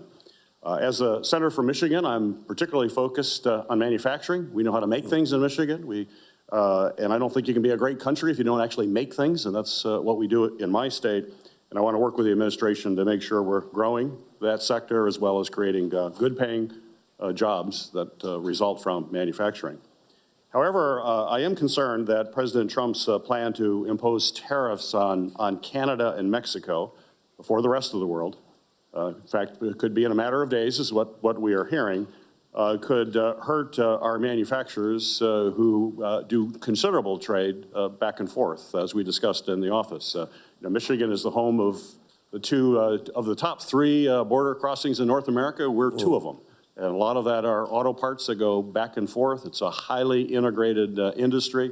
And our auto companies are very concerned about what those tariffs might mean to cost, particularly to the cost of vehicles. Already, something we discussed, I'm concerned about the high cost of vehicles. Many families can't afford them now. And if tariffs are put in place that deal with that seamless trade that goes on with Canada, that in the short run could definitely have an impact on prices and make cars even more unaffordable. I don't think that's something the American people want to see, and I'm afraid it would hurt consumers as well as also hurt those workers. So my question for you, sir, is talk me through how those tariffs would be implemented, what you're thinking will happen there, and how it's going to have an impact on prices, particularly in the short term. I know where you're going to go on the long term, but all this stuff takes time, and especially when it comes to manufacturing, it's not an industry that can turn on a dime. It's much more complicated, as I know you know. So the big tariff view is going to be studied, and the president launched that in an executive order where he asked the Commerce Department and the USTR to study the tariff model long term. The short term issue is illegal migration and, worse even still, fentanyl coming into this country and killing over 100,000 Americans. There's no war we could have that would kill 100,000 Americans. The president is focused on ending fentanyl coming into the country. You know that the labs in Canada are run by Mexican cartels. So this tariff model is simply to shut their borders with respect America. If we are your biggest trading partner, show us the respect, shut your border, and end fentanyl coming into this country. So it is not a tariff per se. It is an action of domestic policy. Shut your border and stop allowing fentanyl into our country, killing our people. So this is a separate tariff to create action from Mexico and action from Canada. And as far as I know, they are acting swiftly. And if they execute it, there will be no tariff. And if they don't, then there will be. But it's an action-oriented model, That's not the ordinary tariff. The ordinary tariffs need to be studied and examined, and that will start, as the EO said, in April. So that's a separate tariff? Correct. After that study, what would be the timeline of that? I think that's sort of in April. Those studies will come out in the end of March and April, and then you'll hear about those at that time. So big macro issues with tariff are being studied, but the micro issue is Canada and Mexico and the precursors from China. They need to end, and we need to protect our Americans from fentanyl. And our trading partners in Canada and Mexico, they should end it and stop disrespecting us and allowing this come through our borders. Well, I think we all agree on secure borders. I'm with you all the way. Being a northern border state, the ranking member on Homeland Security, we want to do that. My concern, though, is what's going to happen in the April timeframe as to what could that mean in terms of increased costs to Americans, if not properly implemented or properly thought through. What sort of assurances can you give us that we will not see that when that second set of tariffs get implemented, or if they get implemented, but it sounds as if that's your plan? Well, we are going to study the actions and the economy of America and how it works. But if you think about it, we need to grow domestic manufacturing. As you said, Michigan is one of the great places where we build things. And the car manufacturing went to Canada, it went to Mexico. It is important that that come back to Michigan and come back to Ohio and come back to the great states of America that can build. And so I think a thoughtful tariff policy that drives domestic manufacturing, I think, is fundamental to the American workers, especially to the workers in Michigan. Very good. Thank you, Mr. Chairman. Thank you. Senator Blackburn. Thank you, Mr. Chairman. Welcome. We're delighted that your friends and family are all here to support you, and we look forward to you serving the nation well as our Commerce Secretary.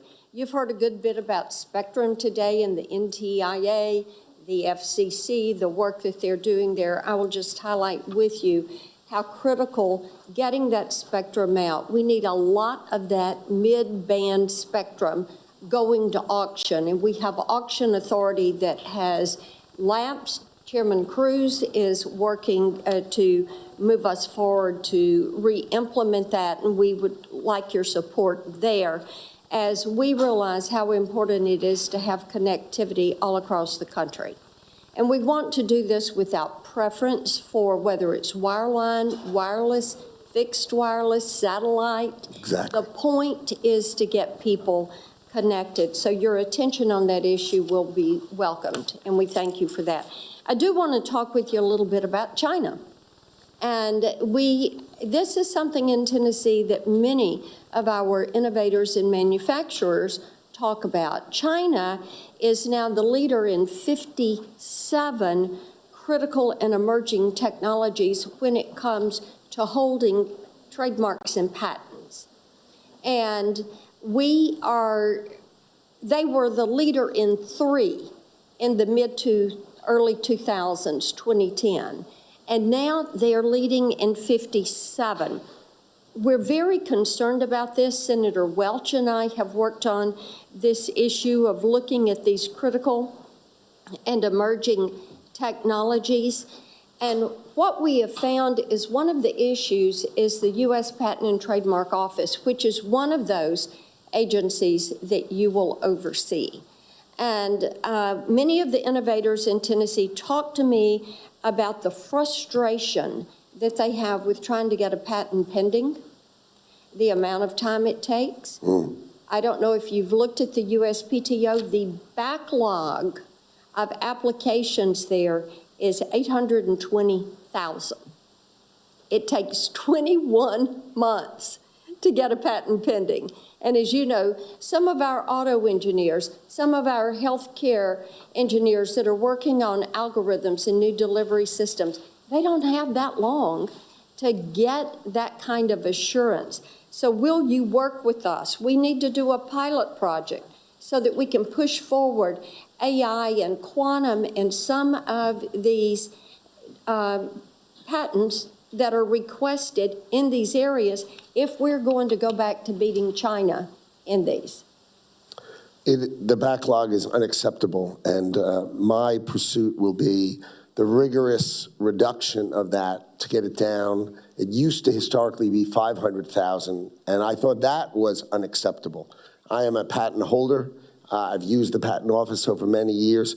It can be much more productive, but the Chinese are abusing us. They don't give us protection in China, and they come in and use our patent office against us. This is going to end. We are going to study that, and we are going to work on ending that and making sure our American inventors get taken care of quickly and effectively. Thank you, because when I saw you held over 400 patents, I thought this is someone that can help straighten out the USPTO, which needs to be done. The other thing I want to talk with you about is supply chains. This comes under your purview at Commerce. Gary Peters and I have done a good bit of work on auto manufacturing, as Tennessee has become such a manufacturing center. And you are going to be key in securing these supply chains for the American auto manufacturing sector. And we want to make certain that whether it's autos, whether it's appliances, and then equipment for data centers and computers and facilities like XAI that is going into Memphis in my state.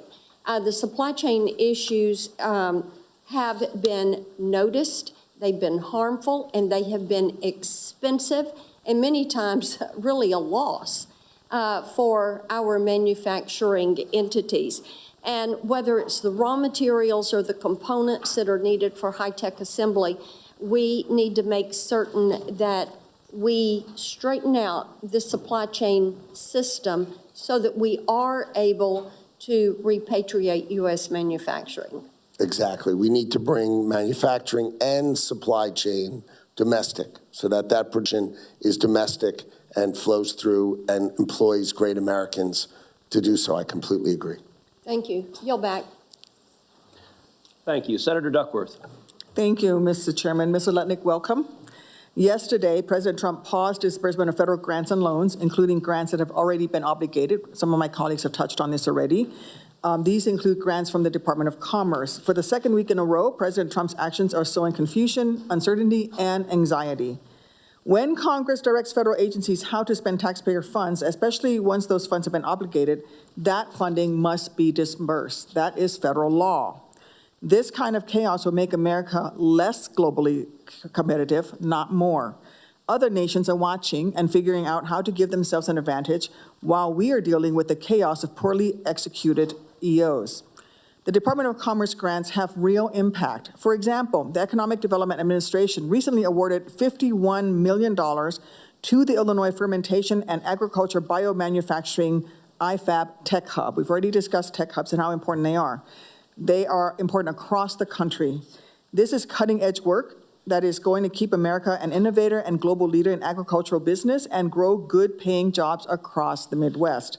Mr. Lutnick, if confirmed, will you commit to disbursing all obligated grant funding from the Department of Commerce on time and without delay?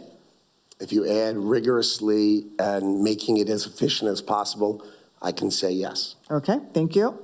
If President Trump directed you to do something illegal or unconstitutional, would you refuse to obey? He won't. That's not what I... Would you obey?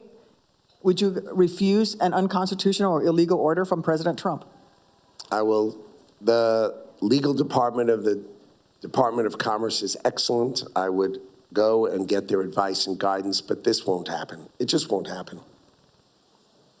So your answer is not going That's to be? That's a hypothetical. Yes. That won't happen. So I don't. He's given illegal orders before. He asked the Department of Defense to shoot protesters in the leg. Well, I don't know that.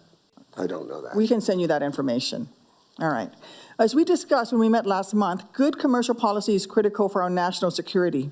Supporting small and medium-sized manufacturing, ensuring farmers have access to international markets, developing strong relationships with friendly partners, strengthening supply chains, and fortifying export controls to keep critical materials out of the hands of bad actors.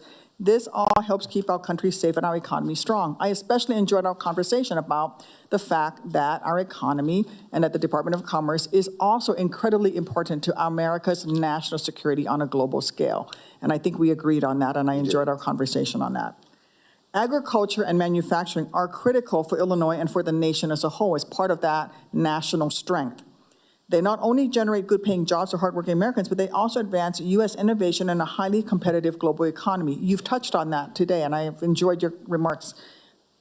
If confirmed, how will you work to advance America's agricultural and manufacturing industries, both at home and abroad? I think our farmers and our ranchers and our fishermen are treated with disrespect overseas. Europe, for example, comes up with all these sort of policies that our ranchers can't sell steak. If you saw a European steer and an American steer, it's laughable. The American steers are 3 times the size. The steaks are so much more beautiful, but they make up this nonsensical set of rules so that our ranchers can't sell there, our farmers can't sell there. It's nonsense. They don't like our fertilizer a little bit. We need to change those rules. We need to end the disrespect that our farmers, ranchers, and fishermen have to suffer with. And that's one of the things that I am just really excited about. I am going to help our farmers, ranchers, and fishermen be successful around the world. We are the best. Our farmers are the best. It is clear. And they need to be able to sell their wares around the world, and I need to help end the disrespect that they get elsewhere. I agree with you that our farmers are a national treasure, and we should give them all the support that they need in order to be successful. When done well, joint ventures with partner nations can boost our economic growth, as well as enhance our national security. If confirmed, what will you do to foster an environment which can encourage joint ventures, especially with partner nations, especially those with whom we have national security agreements like Japan or Korea, that will enhance both our economy and our security? Our great allies have taken advantage of our good nature. And they, like steel in Japan and appliances in Korea, I mean, they've just taken advantage of us. It's time for them to partner with us and bring that production back home. So I think we're going to work closely with our allies to increase their manufacturing productivity at home. And I think your way of thinking about it, saying let's work together to do that and bring it home, I think is really important for us and really important for our workforce. I'm all for that. Thank you. I'm over his time, Mr. Chairman. Thank you. Senator Young. Good to see you, Mr. Lutnick. I enjoyed our visit in the office, and one of the things you demonstrated to me during that roughly hour of visiting is that you really understand that science and technology is going to play a very important role going forward in our economic growth and our national security. You also demonstrated an understanding that China has prioritized through a number of recent initiatives boosting science and tech funding and progress on a number of different technology fronts. How do you envision, Mr. Lutnick, should you be confirmed, increasing support and funding for basic research so that the United States remains at the forefront of global innovation and job creation? We have the greatest university system in the world, and we need to encourage that productivity from our universities, from our great scientists. We need to enhance their ability to get patents, to protect them. We need to drive that model of AI innovation and make sure the baseline innovation is American. I mean, these things are vital for us, and we need to drive it. We need to have standards of cybersecurity and standards for AI innovation that keep things American exactly the way you think about it. It is vital for us to do it here and to do it now. And have you given any thought to the leakage of our investments and the breakthroughs that are made, the intellectual property leakage to adversary countries and parties, and how we might continue to be vigilant against that? How could it be more clear than this week when DeepSeek, a Chinese AI, says they were able to create things dirt cheap? How? By leveraging what they've taken from us, stolen from us, or leveraged from us. It's outrageous, and it needs to be addressed. Indeed. Thank you. Mr. Lutnick, it's of paramount importance that the United States continue to lead in international collaboration and engagement on AI, which you just alluded to. And I would say the voluntary standards that has been done at NIST and that needs to continue to be done in some capacity somewhere. But if confirmed, NIST will be under your purview, and it's been a vitally important non-regulatory, that is non-regulatory agency when it comes to U.S. leadership on AI and focusing on voluntary standards rather than heavy-handed regulations. So what are your thoughts on artificial intelligence and the role that the Department of Commerce should play in supporting continued innovation? And will you commit to continuing to support the great standards work being done at NIST? I'm happy to support. I think NIST has some of the greatest scientists in the world, and they understand AI technology, quantum technology. I mean, this is a central hub of knowledge of the American government, which I'm really excited to oversee. I think standards is the right model. As I've said, the way we've done cybersecurity, which is the gold standard of the world, and everyone in the world follows our model. I think we should try to have a light touch model like that in AI, set those standards so the world heeds our standards and goes with our standards would be very important for America and something I'm going to try to drive. Yeah, you can imagine a future in which, through your leadership and those of others in the administration, we're able to tease out our own standards, harmonize those standards with other countries, non-China countries, and then for those countries to produce products and export them into the rest of the world, they'd have to abide by our standards of transparency and openness and consumer protection, all the rest of it. So I think you're headed down the right track there, and I hope we'll have an opportunity to work on that should you be confirmed. Let me turn, sir, to digital trade. Despite the strength of U.S. digital services, the previous administration abandoned U.S. leadership on digital trade. They reversed decades of bipartisan policy that promoted our digital exports. This includes withdrawing support for key digital trade provisions at the WTO, ignoring bipartisan congressional directives, and leaving American companies vulnerable to discriminatory trade barriers and digital protectionism abroad. Mr. Lutnick, if confirmed, will you commit to restoring U.S. leadership in digital trade by advancing strong digital trade rules and prioritizing support for U.S. digital exports? Yes. Fantastic. I'm out of time, Mr. Chairman. Thank you. Thank you. Senator Rosen. Thank you, Mr. Chair. Thank you, Madam Chair. Mr. Lutnick, thank you for being here. A pleasure to meet your family. I appreciated the conversation that we had ahead of this hearing, and I look forward to your responses, how to carry out the department's mission to support Americans' innovation. And however, with the administration's unconstitutional move to freeze federal funding, including critical investments in American innovation, like the Tech Hubs program, part of that in Nevada, building out our rural broadband infrastructure, really important again in Nevada. I'm skeptical on the ability of this administration to deliver on that mission. And I also remain concerned that the policies outlined by this administration will raise prices on everyday goods and have the potential to make housing and energy more expensive. But with that, I'm going to turn to a few really critically important things to Nevada's economy that we touched on a bit. One, of course, everybody knows about, well, of course, Southern Nevada and Las Vegas are travel and tourism, key to Nevada's economy, top economic driver of every single state in this nation. And so, backbone of Nevada's economy. That's why several years ago, when I was chair of the subcommittee on tourism, trade, and export promotion, I worked across the aisle. We passed bipartisan legislation to create an assistant secretary of commerce for domestic travel and tourism. Unfortunately, we did not nominate anyone for the position, even after I secured the funding for it in last year's spending bill. So, again, as tourism top economic driver everywhere, really, really important. Urban and rural, every state in this nation has someplace great and wonderful to go see. And we as Americans love to do that as people around the world.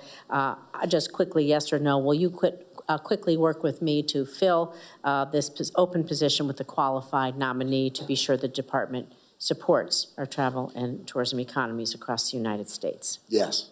Thank you. I'm going to move on quickly to something else in Nevada, because Nevada, well, if you've been there, we got a lot of sun. We have a lot of sun. I've been there. And one of my top priorities, we have a lot of stars and a lot of sun, but some of the darkest skies, some of the biggest stars on the Strip, darkest skies in the center of Nevada, and a lot of sun up and down the state. But one of my top priorities has been to protect the solar industry and the really great paying jobs it creates in Nevada. In fact, we have the most solar jobs per capita, more than any other state in the nation. And so like you, I want to keep these good paying jobs here in America. I want to reduce our reliance on China, especially as it pertains to the solar energy industry. We can talk more about solar manufacturing, but with that in mind, will you work with me to ensure that any new tariffs by the administration do not hurt American solar jobs by making components of the solar supply chain prohibitively expensive? Because I believe failure to do so will hurt our many small businesses in Nevada, small and large, not just in Nevada, but all across this country, as this is a booming industry. I'll be glad to commit to study that. Thank you. I'm going to move on to something I know everybody's been talking about, is the broadband BEAD funding. Earlier this month, NTIA approved Nevada's BEAD application. It unlocked $416 million. It's going to connect all Nevadans to affordable, reliable, high-speed internet. We're in the top 10 most largest states. We are a deep frontier state. We're one of the most mountainous states in the lower 48. We have significant challenges. And even before the OMB guidance is issued earlier this week and halted federal funding, some of the administration have advocated for drastically altering this program, clawing back funds already allocated to the states. Because of our geography and geology, we are years into the process in Nevada, as well as a few other states are. We're on the edge of build-out.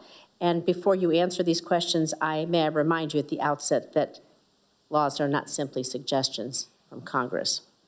So can you commit that Nevada will not have to restart, but it's been a years-long process and will receive its full allocated amount that Congress has allocated to it under the BEAD program, given our plan has already been approved?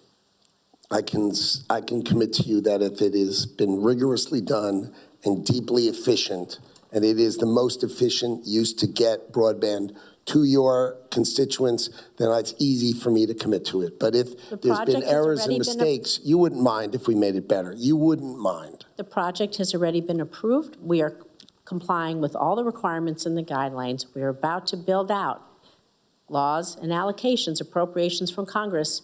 They are not simply suggestions. It is the law.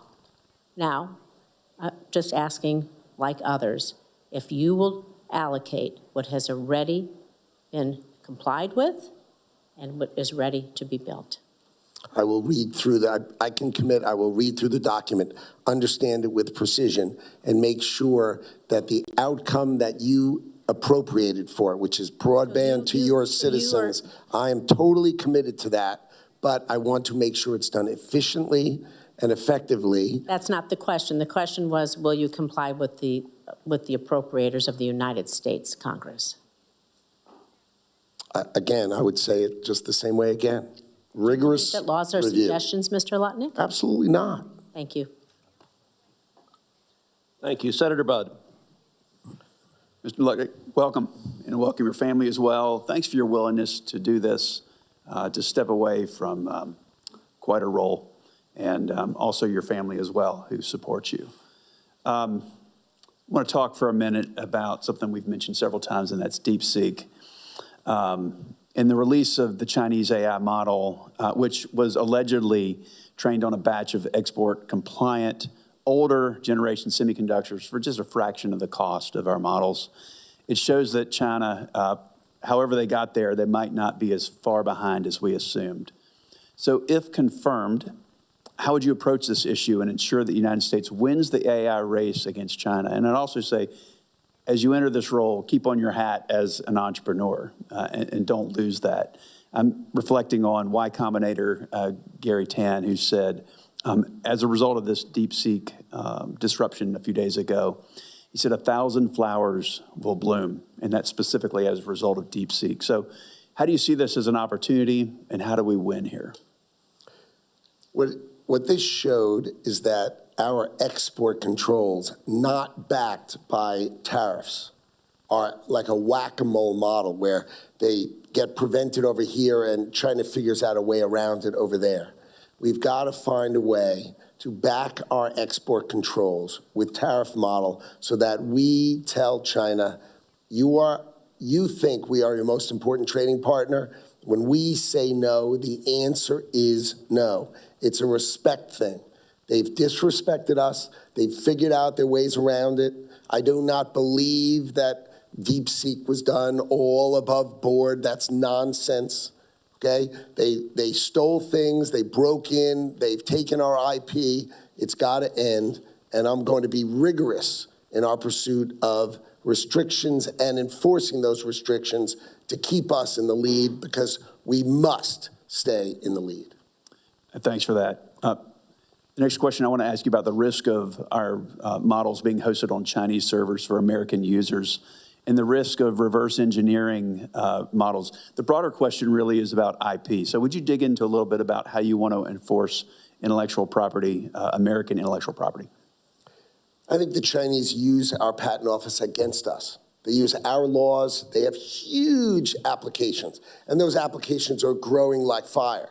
Their trademarks, you know, what they would do is they would say Senator Bud, and then they'd say S Bud and S Bud S. You know what I mean? They just go right around your trademark and abuse it. So I think we need to stop that. We need to address it. We need to stop it. We need to end it. And we need to have countries understand if you do not respect our company's IP there, you should not respect the same treatment here. Reciprocity is a word that really is effective. We are treated horribly. We want that to change, or you should expect the same treatment here. Thank you. I want to ask this with your financial background in mind. You know, DeepSeek's founding company, I think it also owns a hedge fund. I'm still getting information on this. Do you think there's perhaps a financial play from China because of the loss in market cap? Was it perhaps even a short sale play on our markets? Oh, I don't know. Is it worth looking at? Of course. Thank you. Are you concerned that in the U.S. we're focused, and perhaps even here in Congress, we're focused on regulating our own AI activities at the expense of China taking a lead and unlocking AGI or artificial general intelligence before we do? Yes. What do you think we need to do here to prevent us falling in that trap?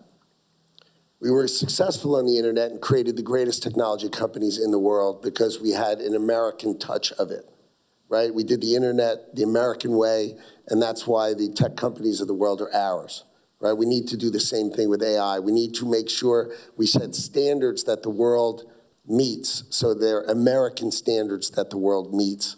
And I think that's the way we'll keep our lead. Do it the American way, which we know is the winning way. Our allies know is the winning way. And we need to set those standards. Thank you. I do want to follow up on something we talked about in my office on a completely different topic. And yes, it does involve fish. So the previous administration, they withdrew their NOAA whale strike reduction rule, which would have had disastrous consequences for those in North Carolina, especially in the coastal communities. So will you and your team and your office continue working with the fishing and boating industry to develop policies and procedures that protects marine life without limiting access to North Carolina's and our nation's coastal waterways? An easy commitment. Thank you, Mr. Chair. Thank you. Senator Kim. Yeah, thank you, Mr. Chair. Mr. Lutnick, it's great to see you and your family. And I just want to start, you know, as I'm representing the state of New Jersey. You know, I remember exactly where I was when I saw the towers come down. And as you were talking, I just spent some time on this hearing actually just kind of counting through of the people we lost in New Jersey, how many were from Cantor Fitzgerald. And if I got my number right, it was over 230 New Jerseyans that worked for Cantor Fitzgerald, which is roughly about a third of the victims of New Jersey. So I just wanted to just express that with you, and people of New Jersey certainly remember that day, will never forget it, and the work that you did and your colleagues did to try to help the victim families. I appreciate that. Thank you. You know, it's still very much in that sense of national security. It was actually on that day that I decided I was going to dedicate the rest of my life to national security issues. And some of the things we talked about today actually, you know, the goal is towards that direction. That's what brought the Bipartisan Chips and Science Act together, was this sense that we're entering a new era of national security concerns. And so I guess, I heard what you said about, chips and science being an excellent down payment, but I guess I'd like to just tease out and get a little bit more of a sense from you, just what you believe our role is in the U.S. government when it comes to building up industries, trying to be competitive.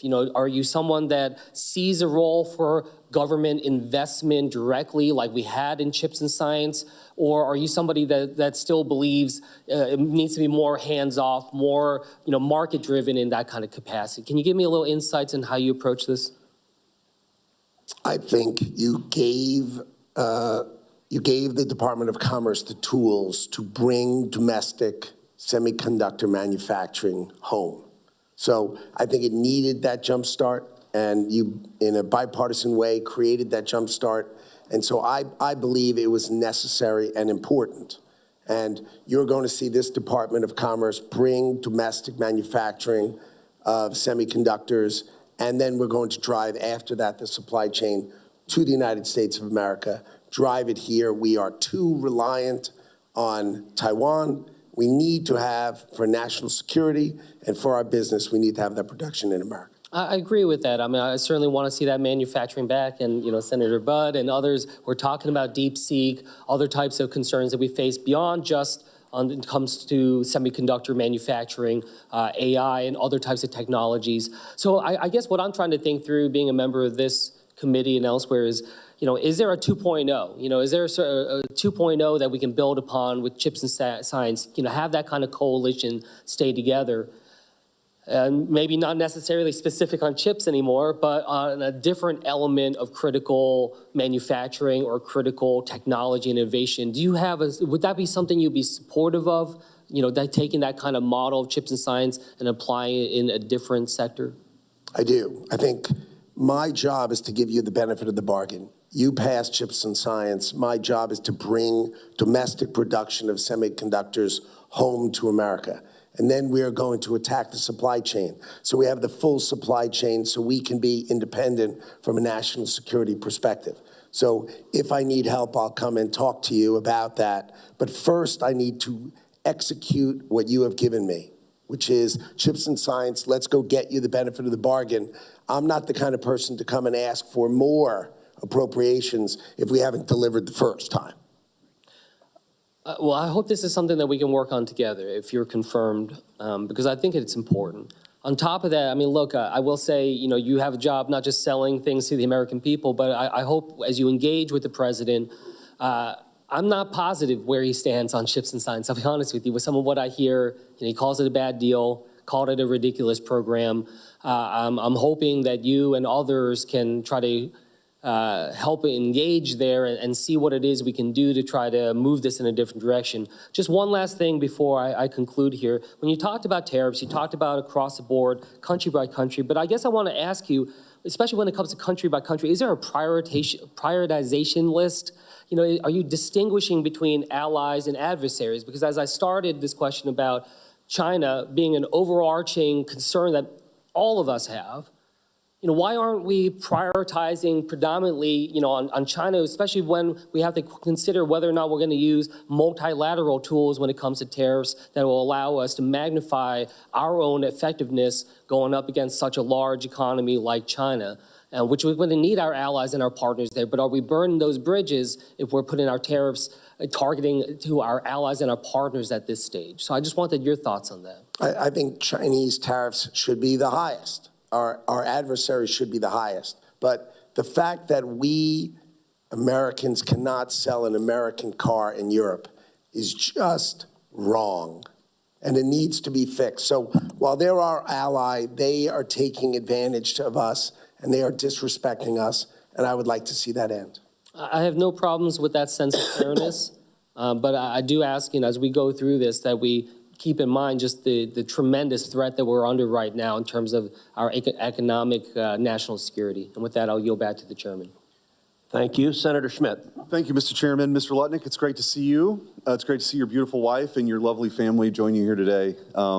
Be very proud and we're very fortunate as a country to have you step up in your willingness to do this. Obviously, your career has been, laid out, and your work in building a company that you should be very, very proud of, and of course, after the events of 9/11, are truly admirable. I also have seen your, you've been very successful, so it's not lost on me your willingness to serve in this capacity, and I think is a testament to how much you love this country as we've had these conversations. I think that is your motivation here, which we appreciate. I know the people back home do. I do have to say something, though. My Democrat friends on the other side of the aisle have suddenly found religion on following the law. Like, it is remarkable to me. The reason why we have the freeze on grant applications right now is because the Department of Commerce, outside of the law, interpreted it to say that you need to hire enough ex-convicts to build a chips factory. The DEI requirement, that's why it's slowed down. One of the reasons why we don't have broadband laid in this country is because you require small contractors to have climate action plans. So spare me the outrage about suddenly now being concerned about following the law. The Biden administration was lawless.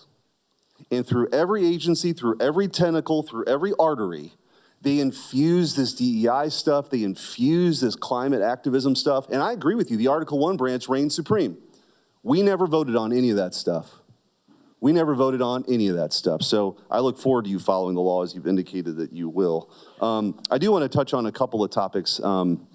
Sorry, I wasn't going to do that, but I am just sitting here listening to this. Space. So I came into this chamber, in this body, 2 years ago. I never would have imagined that I would have been the ranking member of the Space and Science Committee and dealing with these commercial space issues, which are fascinating. America really is the innovator here, and you and I have talked about this is a real race. I mean, we're talking about AI, but this is a real race with China. They're serious about this. They're playing meaningfully in space. We are the leader right now, but we wouldn't, if we didn't have the competition we have in the private sector, we wouldn't be talking about going to Mars in 5 years. And I know that we've talked about this, but in this public forum, that falls under your purview, how important that is to you. And also, there's a small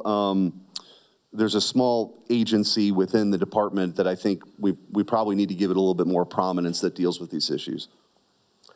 I think space and the data we can collect from space is fundamental to America. It's American innovation, but they've got to be American companies, right? It's vital that these are American companies controlled by America. Part of our oversight is vital. I think we've got the lead. We've got to focus on it. We've got to encourage it. And I think it will be a great national asset of ours going forward. I think many people have touched on AI, and I'm on armed services and commerce, so you see kind of the military application, the commercial application, and I think a lot of people view it in separate buckets. But the truth is, for the Chinese Communist Party, everything's dual use. Everything is dual use. And civilizations have come and gone because they lose the technology race in a military application. And I think that it's what we're talking about with AI, the energy that's required to go do this, and the innovation. We're better innovators than them. They copy pretty well, but what we can't allow them to do is be better innovators than us. And I think that this DeepSeek's been mentioned.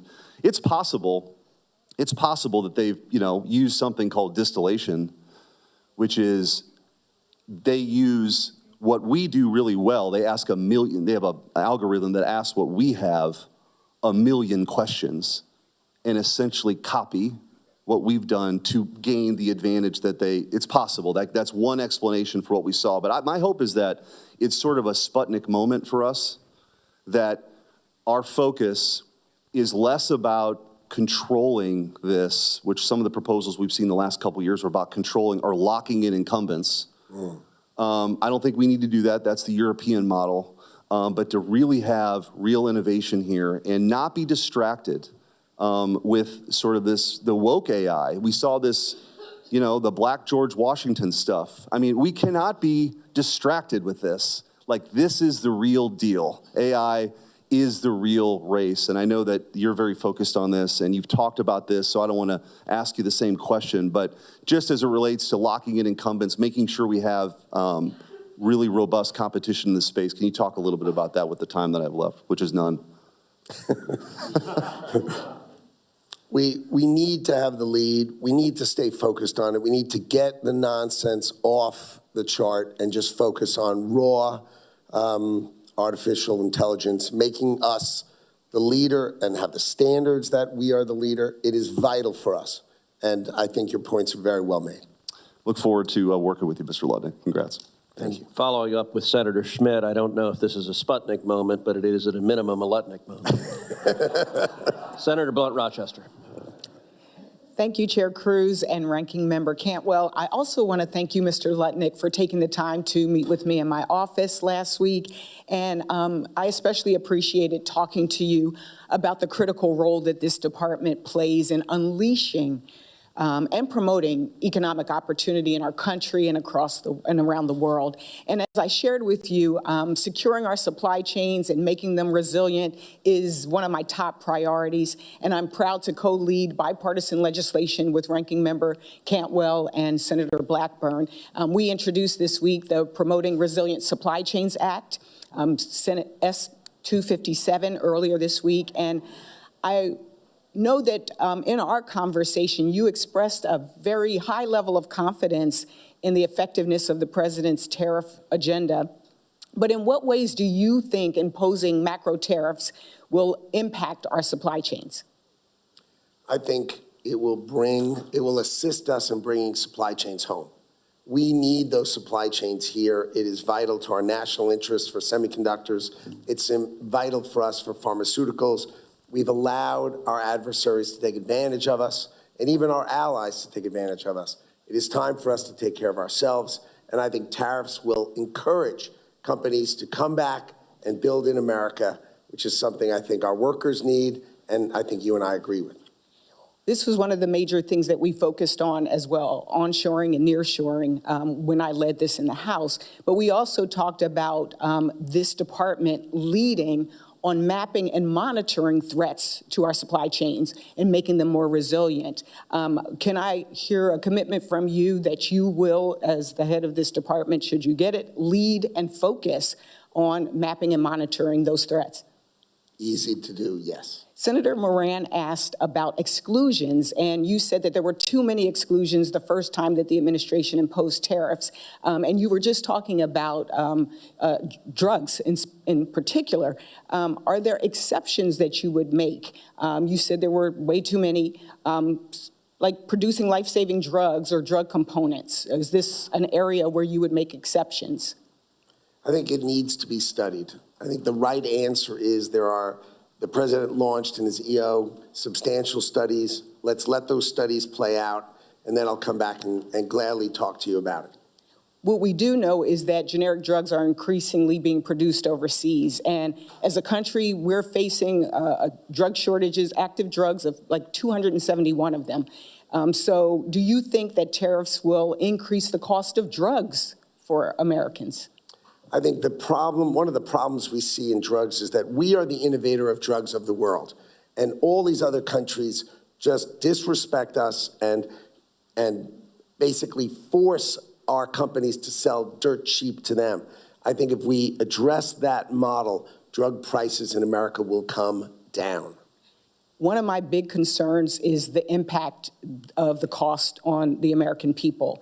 The Peterson Institute for International Economics estimates that the president's proposal could result in $2,600 annual loss for middle-class families. I'm not going to ask you any more questions about tariffs, but I want to put a pin in that because that is really one of the main priorities for us, is making sure that people are safe and well, but that they can also afford to live. I am glad you support NOAA. You said it in our meeting. You also said it here.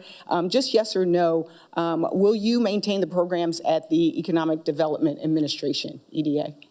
Yes. Yes or no, do you support dismantling the Minority Business Development Agency?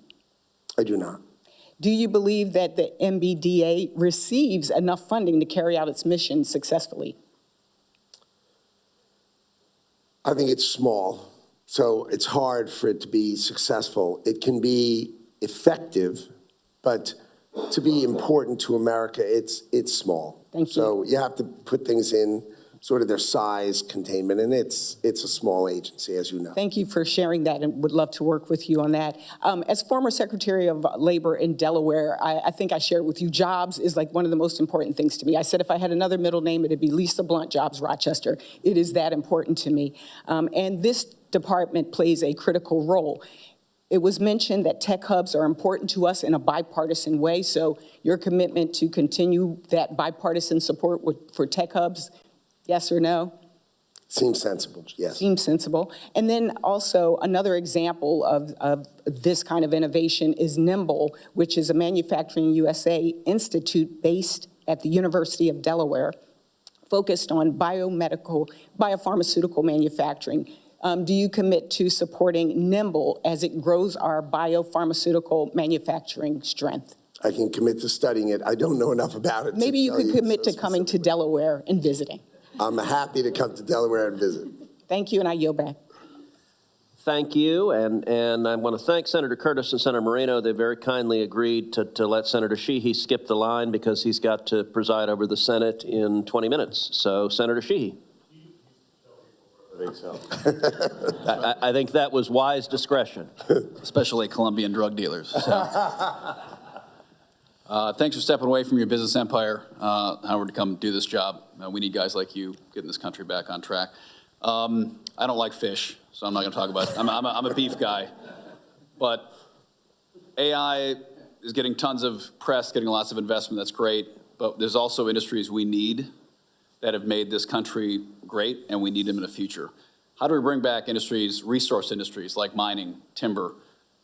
How do we get them back on their feet? How do we attract capital in those industries? And how do we make America a leader in those industries again? We have chased those industries away with a regulatory environment that makes no sense to me, right? Why would we mine? We don't mine lithium in America. We want to have electric cars. Granted, we all want clean air and clean water. But why do we have Australia mine lithium with coal? Put it on a super tanker, which pollutes the heck out of it, drive it all the way here, put it in trucks, and drive it across the United States of America instead of mining it in the United States of America. Makes no sense at all. We need to change the regulatory environment and unleash America for the benefit of America. There used to be 36 timber mills in Montana, and now there's barely 4.5. One's about to go under. Ridiculous. So, yes. It's ridiculous. And there wouldn't be any AI if we didn't have the components to build the chips and the processors we need, and we should be getting those here in this country. So I think, as probably the most powerful person regarding our economy, I'm glad to hear you're ready to attack those issues. The greatest national security advantage we've had is not our military or our government or our Congress, it's our economy. We won World War II because of the economy. Right now, we have a very consolidated and brittle defense industrial complex. Russia makes artillery shells, I think, 10 times faster than we do for 8% the cost. China builds ships 30 times faster. How can you, in your new role, not just bring back manufacturing, but bring back defense manufacturing so we can be the arsenal of democracy in the next great war? The drive to do manufacturing and competitively in America. The American military-industrial complex has been monopolies only, to bring competition out, to bring drone manufacturing here. These are fundamentals that what happens is I'm just in the room and I can push for it. It's a commerce view of things. Let's get competition. Let's get American ingenuity out there. Let's get new people producing national security. Let's just unleash America for the benefit of America. I think we've been too constrained for too long. That's over. It needs to be all about American ingenuity. And I think if you unleash American ingenuity, the scale by which we will outrun, outpace, outperform the rest of the world will be incredible. And finally, back to the fish that I don't like. But so NOAA, 70+% of the Earth's surface is ocean. The bottom of the ocean has untold deposits of minerals, oil and gas. Resources that we barely touched. I don't know how much you've thought about it, but I'd be interested in just your thoughts on how you can leverage your position at Commerce and, of course, NOAA itself to expand undersea mining and resource extraction for the benefit of our economy. It is important for American national security that the key rare earths and minerals we create ourselves. Fortunately, we have the greatest land in the world, and under our seas is the rest of whatever we don't have on land. We need to harvest it, we need to understand it, and we need to take care of America. We can. And that by the end of the Trump administration, we need to understand and protect ourselves and take care of ourselves. It is vital. Great. You're going to do a great job. Thank you. Thank you. Thank you. Senator Lujan. Mr. Lutnick, thank you so much for being with us today. Appreciated the conversation in our office as well. I'm going to start on a subject that it sounds like there's been a lot of conversation in this space. I apologize for not being here for your entire hearing. I was over in the finance. The key is you're supposed to invite me to New Mexico, okay? This is the key. I appreciate that. Now, Mr. Lutnick, yes or no, do you believe that reaching truly universal access to high-speed internet across the country is an important and possible goal to achieve? Sounds like a great goal. Yes or no, do you believe it's important that high-speed internet is available at every school in America? Sounds very important to do. Do you believe that it can be done? I do. We're the greatest country on earth. How can we not be able to do it? Will you commit to investing in infrastructure to get it done? With all the tools I have available to me, I will do my best to try to get that done. That sounds like an excellent set of goals. If you're asked to cut that program by the President of the United States, I work for him. Is your response that if the President asks you to cut broadband infrastructure funding, that you will do that? Is that what I just heard? Again, I work for the President of the United States, and I'm here to execute his policies. I think he agrees that broadband internet to America is important. Efficiently and effectively delivered, I think he, in my conversations with him, he thinks that's important. Wasted money and abuse of our resources has got to end, but I think we can achieve your goals, and I think he agrees with me that he will allow me to achieve the goals that you've just suggested, which I agree with. I do not disagree that there should be efficiency and that we should stand up to fraud. My question to you is, if President Trump asks you to cut infrastructure funding as passed by this Congress in a bipartisan way to build out internet to every school, as we both agreed was an important issue, will you oppose that? I work for the President. Is that an answer saying, yes, then you will cut it if asked by the President of the United States? It's a simple thing, sir. You've been in the boardroom a lot of times, Mr. Lutnick. I'm not going back and forth with you. We have 5 minutes here. I'll ask you in writing. We'll keep going. It's not about trying to evade this. It's just a simple question. If you work for the President and you're saying he gives you an order, you're going to do it. Is that the case if you're told to cut the infrastructure money as passed by this Congress when it comes to broadband? Yes or no? I will get with the lawyers of commerce and I will do it correctly. But I believe my objective is to give you the benefit of the bargain. That is my objective. I have said that before. That means you have appropriated it, and my objective is to execute what has been appropriated. That is my objective. If the President has other objectives, I will sit down and talk with him about it.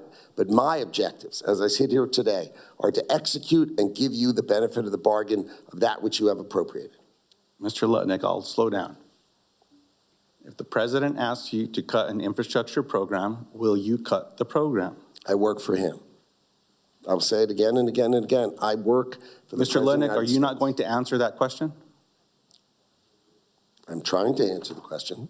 Yes or no? Yes, I work for the President of the United States. I appreciate you being cute with this, sir. It's not cute. I'm not trying to be cute at all. Mr. Chairman, if I may respond. It's not cute to the American people that don't have access to these programs when they're being promised that AI is going to get tutoring to every student, Mr. Lutnick. It's not going to happen if people don't have connectivity. Mr. Kennedy was in the other room saying that every person in America is going to get the access of some AI doctor to help cure the cancers that they've got or whatever other critical illness they have. It's not cute. This is serious business. We're talking about carrying these programs out for the country. I understand you're a very successful person. We're asking very simple questions. We had an incredible conversation in the office. Incredible conversation, a very respectful one. This is not that. I just don't understand. Actually, I don't understand. I'm not asking for a response, Mr. Lutnick. I am not. Okay. Mr. Chairman, one of the areas that we agree is that we should work on a bipartisan basis to get these things done. I have a reputation of being a bipartisan member in this office, of working with my colleagues. I've supported several of these nominees. I came into this hearing with an open mind. Maybe I'm the only Democrat that's going to say no right now. This is ridiculous. We have a responsibility to communicate to each other for the people that we work for. It's not just that you work for Donald Trump, sir. You work for the American people if you get this position.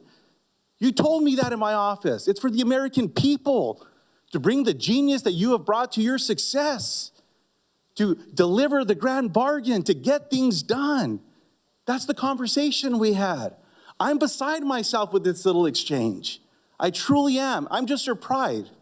Mr. Chairman, I've gone over my time. I yield back. Disappointing. Thank you, Senator Lujan. I would note for the record, having participated in dozens and dozens of confirmation hearings, I do not recall a single cabinet nominee for Barack Obama testifying that he would defy an order from Barack Obama. I do not recall a single cabinet nominee for Joe Biden testifying that he would defy a cabinet order from President Joe Biden, and it's unsurprising that President Trump's cabinet nominees are not interested in testifying that they intend to defy orders from President Trump. Mr. Chairman, I don't disagree with that, but if the answer is no, then the answer is no. I apologize for interrupting the ranking member.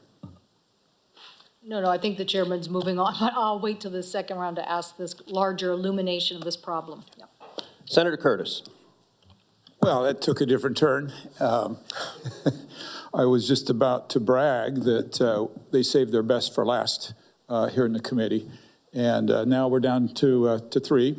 And the vice president rarely speaks in innuendos, but I think if you go back to his introduction when he pointed out this side of the room was where he sat, he was trying to imply the best minds in the committee are over here on this side. So I'm just going to touch on this previous question for half a second. I don't want to spend a lot of time on it, but you and I talked about this in my office because of the geography in Utah. So let me try to reframe a little bit what I think I heard from you in the office.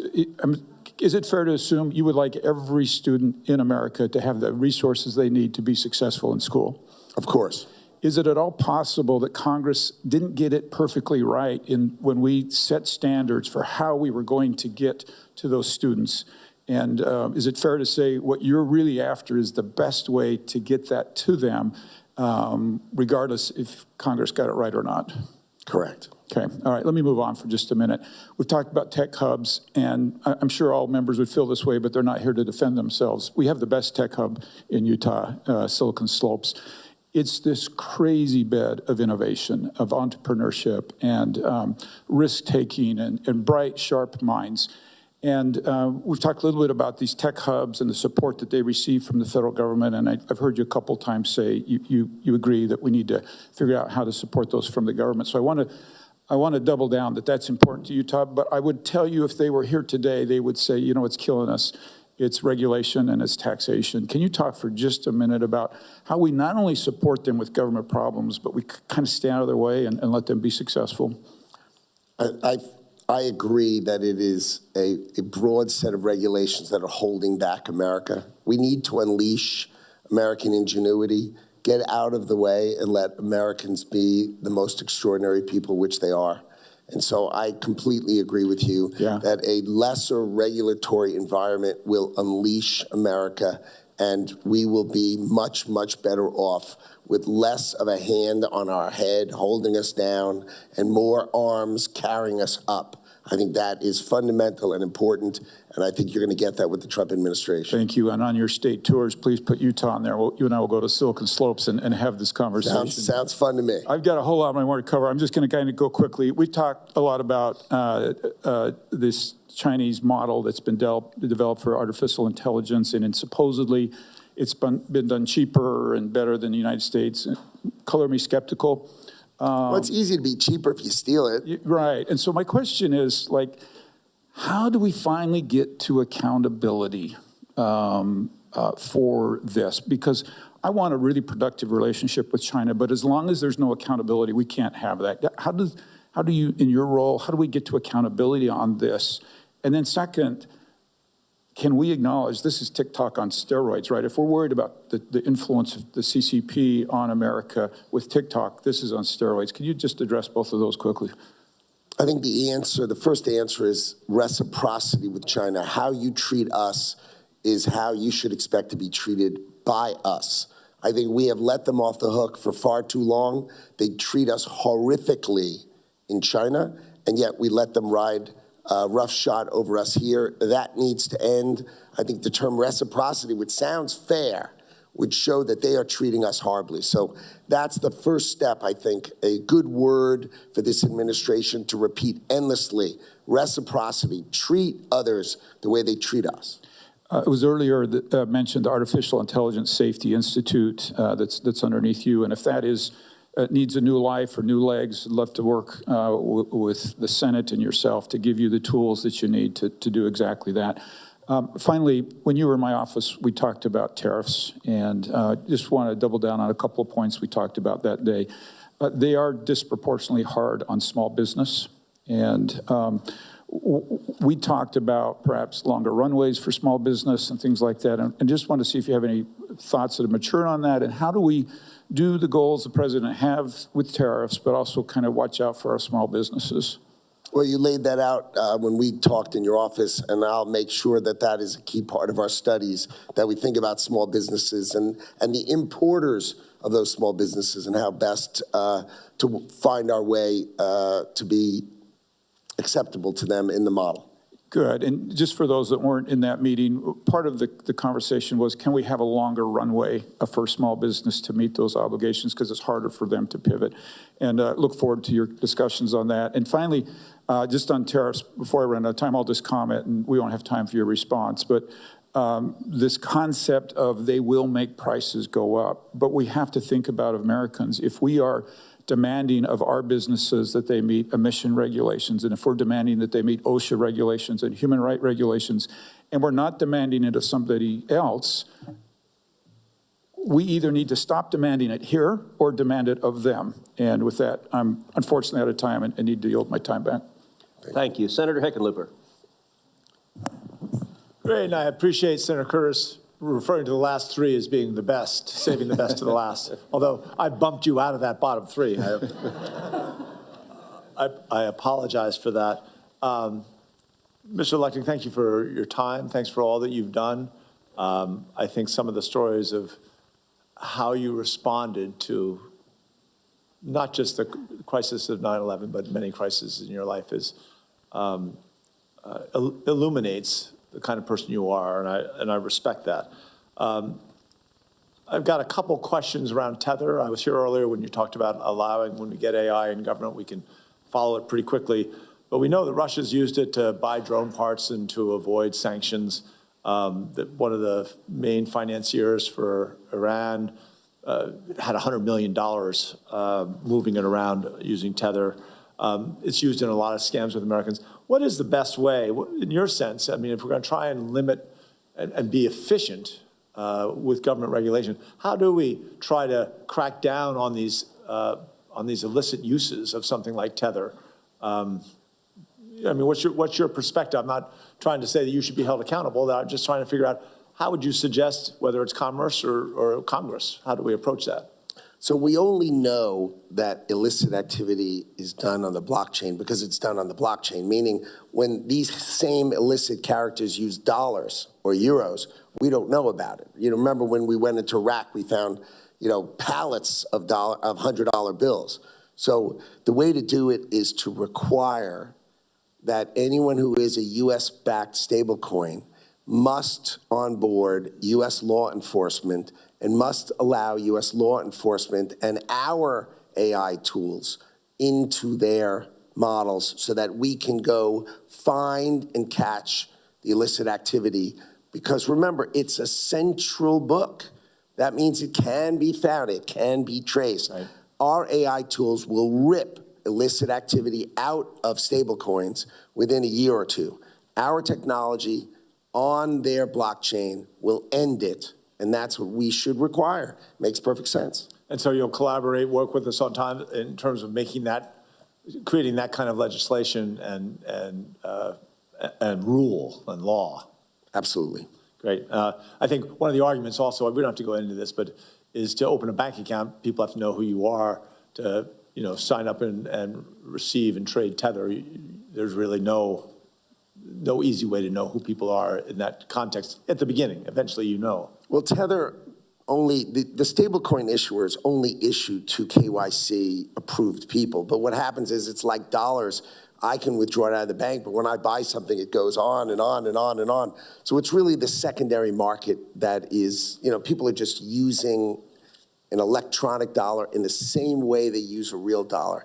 And it's much easier to catch an electronic dollar than it ever would be to catch a physical dollar. Right. Much better. Got it. I know I won't go through the tech hubs things because I know that Senator Curtis was adamant that they had perhaps the best tech hub in the Mountain West. I just want to point out that Elevate Quantum, which is includes several Rocky Mountain states, is a tech hub that we want to make sure that you come out. Don't just visit Utah. It's a lovely place. Skiing's not quite the same as Colorado's, but we're going to make sure we get you, when you're coming out west, we want you to make multiple stops. I spent a lot of work on critical minerals. Obviously, they are a fundamental building block for aerospace and clean energy, semiconductors, AI, go down the list. And whether you're talking about the extraction of minerals or the processing of those minerals, we're falling way behind. And the Department's International Trade Administration has a responsibility for kind of growing our exports, overseeing trade, and really, I think, helping to secure supply chains, essential supply chains for these critical minerals. How would you work to ensure that we have sufficient sourcing and processing capabilities in this country? We've got to reduce the regulatory burdens on your miners so that they can mine those critical materials for America. We need to bring domestic mining back. We can't stop mining in America and buying it overseas. It's not healthy for us from a national security perspective, and it's not healthy for your domestic economy. So I think we are supposed to be mining in Colorado. It's an amazing place that's got incredible resources, and we need to bring those resources for the use of America and improve the economy of Colorado, but also improve the national security of America. Great. If I could just have 20 seconds. In terms of that critical, and I agree with you completely, it's not, and it's also the environmental. In other countries, when they're extracting and processing these minerals, their environmental standards are a fraction of what we require in this country.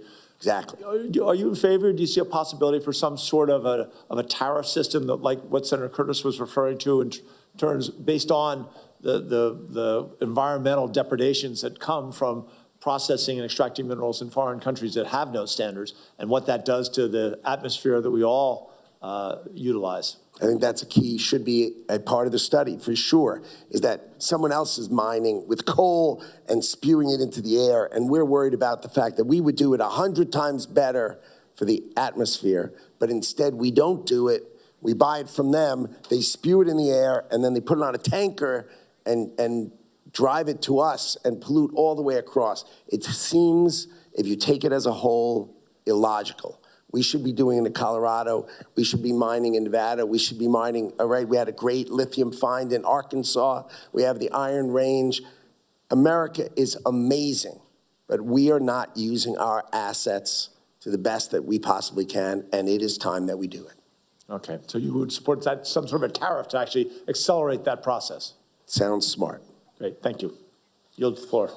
Thank you, and Senator Moreno has kindly agreed to let Senator Lummis go ahead. So Senator Lummis. Well, thank you, Mr. Chairman. Welcome, Mr. Lutnick. First of all, I want to thank you for your generosity to Haverford College.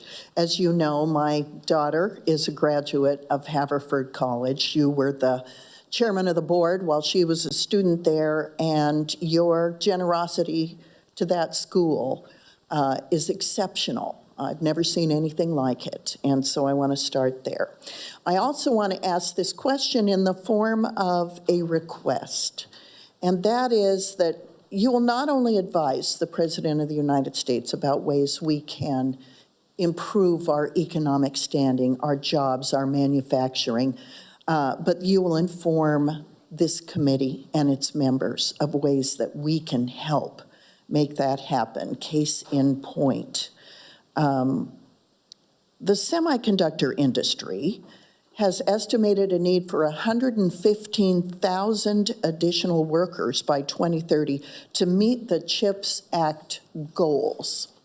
But what's happening is there were mandates for DEI within the CHIPS Act that is preventing the CHIPS Act from functioning as it was designed. There's a company called Taiwan Semiconductor Manufacturing Company that's been trying to build semiconductor manufacturing in Arizona. But the DEI requirements that are ongoing that mandate the workforce that they must have simply cannot be met.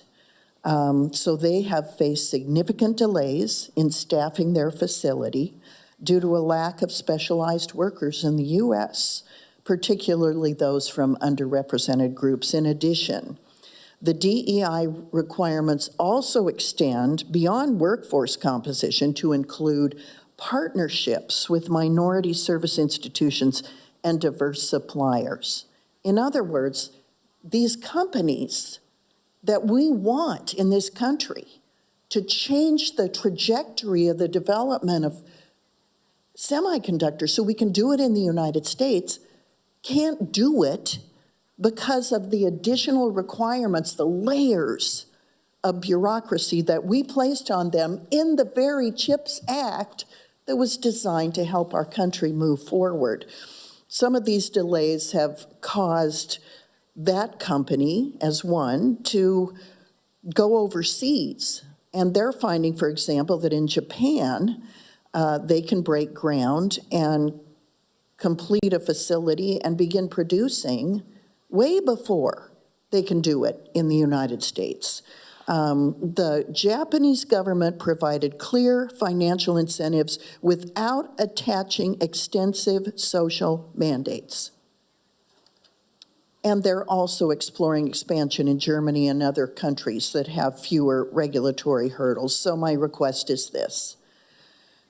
It's not just DEI, it's environmental requirements, it's labor requirements, and so many myriad of well-intentioned hurdles that we have placed when we give with one hand incentives to create an industry in the United States, to bring back manufacturing to the United States, and then the other hand takes it away.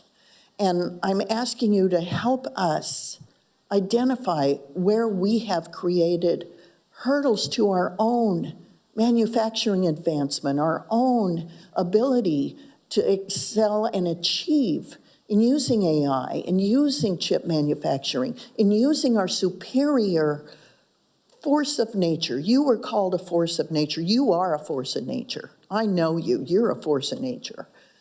So many Americans are. And yet we throw these hurdles up for ourselves. And I just want to ask you, please help us get out of our own way. Easy for me to commit to. Look forward to supporting your nomination. I yield back. Thank you. Thank you. Senator Moreno. I'm over here. There's no more over there. It's nice. Thank you for being here. Question number one, do you still want the job? I do. I do. I can tell you do, actually. I think you're in a position where you could literally do anything you want in your life. I think if the 23-year-old Howard Lutnick was sitting here today, I don't think he could have ever imagined it. Couldn't possibly. And yet you're choosing to serve this country. And you're making a great sacrifice to do that. You know, for some of us, myself, I ran for office. I also divested of all my holdings. Not quite as many as yours or as complex as yours, to point that out. But to do that is a great sacrifice. and it shows how much you really care about this country. So thank you for that. My question is this, in your career, give us a sense of scale of how many deals you've made. Oh, thousands. And you've maybe a couple bad ones that you learned from, right? You just don't do the bad ones twice. Sadly true. Right? As long as you don't repeat the same mistake, it's all good, right? Imagine a scenario in which you're a European car manufacturer and you ship that car into America, completely tariff-free. It's a car that's extremely expensive, targeted at very wealthy people, but it happens to be an electric vehicle. I'll give the example of a Rolls-Royce Spectre. I'm sure you have lots of friends that have those. It's a fully electric Rolls-Royce vehicle. Could you imagine that the United States government subsidizes that car on leases to the tune of $7,500? Is that a good deal? Are you joking? It's a true story. Okay, we have to end that. How about we end that now? How about we end that as fast as we possibly can? How about they should pay America an extra $7,500 just for being that rich? What do you think? Well, all of my Democrat colleagues voted for that bill. It's the Inflation Reduction Act allows luxury European automobiles that aren't even remotely made in America to get $7,500 if they're leased. Now, imagine a Cadillac with a big, good old American V8 engine gets tariffed on the way to Europe, let alone been given a subsidy. Do you consider that to be a good example of terrible reciprocity with our allies? Right. That is the example of the failed industrial policy of the United States of America. It's a failed industrial policy that needs to be changed and needs to be changed now. That's an American first. That's what America first means. Exactly what you're pointing out. Help us here. Stop having everyone else treat us so poorly. And obviously the car industry is near and dear to my heart. The only commitment I ask for you, of course, you have to visit Ohio, national champion football team, right? Don't ask about our professional sports, please. But have you come to Ohio and see the largest semiconductor manufacturing facility going up in Columbus? I think this is a good example of what you'll change in the Commerce Department, because to have a good strategy with bad implementation is a terrible deal. And so I look forward to having you there to help us get that plant implemented quicker and more efficiently. So we'd love to have you come to Ohio. Ohio is great, has a great history of manufacturing, and we've got to bring that manufacturing back to Ohio and to the United States of America. It has to come back, and I'm committed to that. And one last line of questioning. There's been a lot of comments about tariffs raising prices and causing inflation. Before doing this, you obviously were deep into the financial markets. So during the period of time of 2017 through the end of President Trump's term, how would you describe inflation? It was virtually nil. So virtually none, historically low. And from the moment Joe Biden came in office and started fiscal stimulus unlike anything I've ever seen in my lifetime, how would you describe inflation? Massively high. Now, those weren't done unilaterally by Joe Biden, right? Those bills weren't just magically created by Joe Biden. They originated here in Congress? They did. So maybe I would ask that my Democrat colleagues sit this one out when they're talking about what's going to happen with inflation over the next 4 years. And with that, I'll yield my time back. Thank you, Senator Moreno. And I will say I appreciate Senator Moreno's very kind offer to provide those Rolls Royces to all the members of this committee. And we'll happily go to Ohio to pick them up. All right, we're going to do another round. I think there are just a couple of us that are going to have some more questions, and so hopefully you will be out of here very soon. But let me start with this. In August of last year, I wrote to NOAA asking for information about its promotion of faux educational materials designed to fuel climate alarmism and manufacture support for left-wing goals. For instance, NOAA pushed a, quote, climate emotions wheel activity based on the work of a Finnish eco-theologian, whatever the hell that is, which encouraged students to, quote, navigate their emotions before and after engaging in climate action. As the curriculum funded by NOAA openly states, quote, the goal is not to eliminate negative emotions, because, quote, those who experience negative emotions about climate change are more likely to engage in climate action. Seems that one goal of the NOAA curriculum is to generate feelings of fear and anxiety rather than to educate. I asked for the documents behind this, and NOAA refused to provide them. Mr. Lutnick, if you're confirmed, will you commit to providing the documents that I requested from NOAA? Yes. Thank you. All right, let's turn to artificial intelligence. NIST is the non-regulatory federal agency and the lead national laboratory for providing the measurements and standards that underpin U.S. commerce. Success in the increasingly fierce competition for global leadership in critical emerging technology like AI relies in part on how well each country's respective firms and experts influence the development of technical standards. Unfortunately, under the Biden administration, NIST's mission was undermined by the creation of the AI Safety Institute, which politicized AI standards.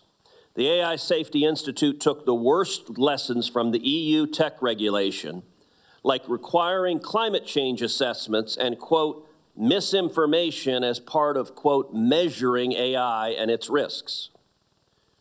When you are confirmed, will you return NIST focus to the scientific mission of measurement science and ensure that NIST's AI standard guidance is based on scientific technical standards and not simply a Trojan horse for social policy or importing the EU's tech agenda? Yes. All right, let's turn to BEAD. You've had a lot of questions about BEAD. After nearly 4 years, the Biden administration did not connect a single American through the $42 billion BEAD program. Instead, it hoarded nearly $1 billion in administrative funding to impose unnecessary burdens on states and to push extreme left-wing social policies like climate change and rate regulation, and fund otter ponds at the D.C. Zoo. What? Again, otter ponds is what their broadband funding went to. When I flagged these failures over a year ago, the department ignored solutions to expedite access and to end BEAD's extreme bias against wireless and satellite technology. This red tape has not only stalled development of the program, it has inflated the cost of expanding internet access. Will you commit to working with my office to conduct a thorough review of this program and to refocus it on Congress's core objective of deploying high-speed internet to unserved area in a tech-neutral manner and not to pursuing extraneous or partisan social goals? Yes, I'll be happy to. And finally, Congress created the Tech Hubs program under the Chips and Sciences Act to target areas that will advance technological innovation that allow us to compete globally. Unsurprisingly, under the Biden administration, the Tech Hubs program became just another piggy bank for low-performing blue states. For instance, the first round of funding went towards, quote, sustainable climate-ready infrastructure and, quote, clean energy supply chain tech hubs. 6 days before leaving office, the Biden administration pulled out an industrial-sized shovel and was shoveling as much money out the door as they could, including announcing nearly $210 million in additional awards 6 days before they left. Once again, Texas received zero, nada, even though it has a designated semiconductor hub and a booming tech industry. Will you commit to reviewing the Tech Hubs program and restoring competitive, merit-based review processes across the department rather than political cronyism? Yes. Thank you. Senator Cantwell. Senator Klobuchar. Thank you very much. Thank you, Mr. Chair. Thank you, Senator Cantwell.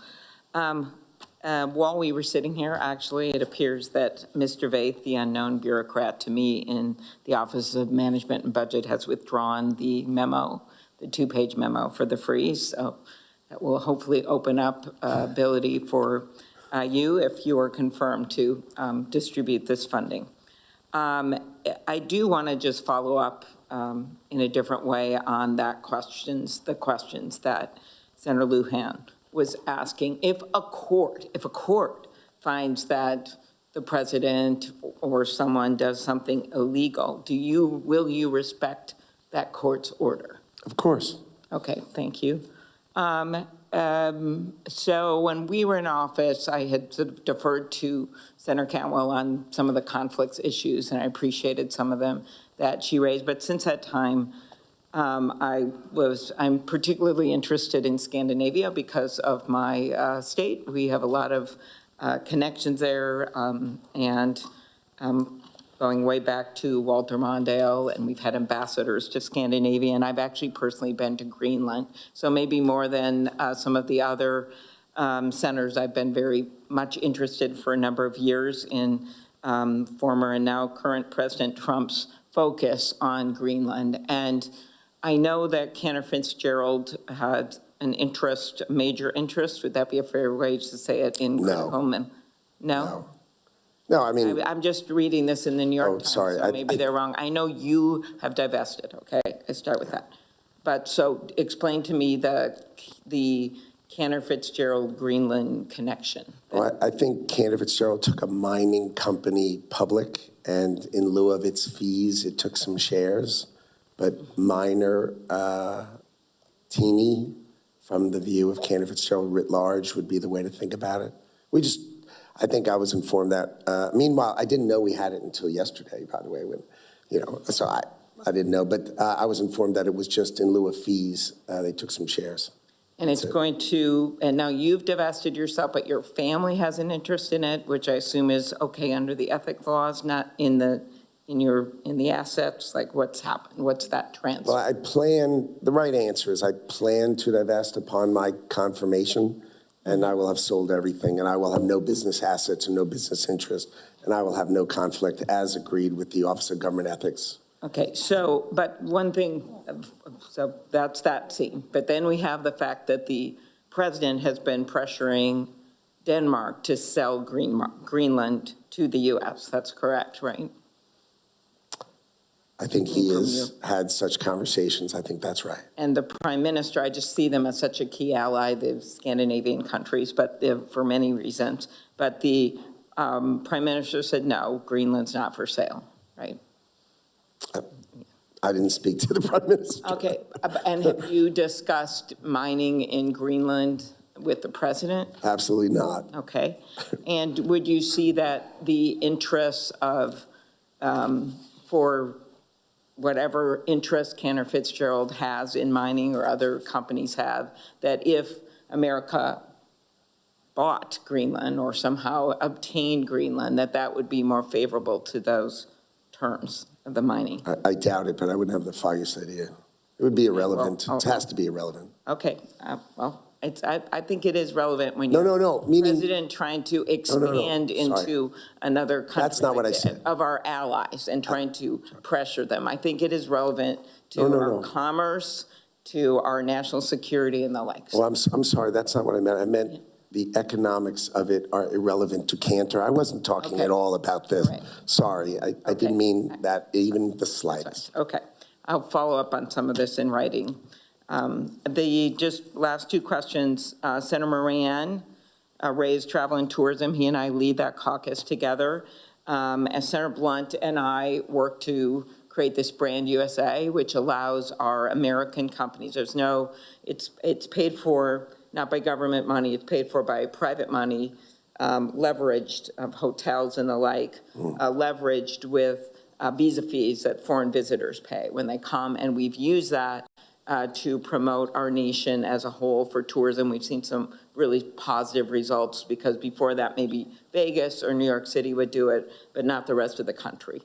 And I just hope that you will work to strengthen programs like Brand USA and other tourism work that we do, as Jerry mentioned, Senator Moran mentioned, with the Olympics coming and the like. I will. Okay, thank you. Last thing, human trafficking. This is a big priority of mine and several people on this committee.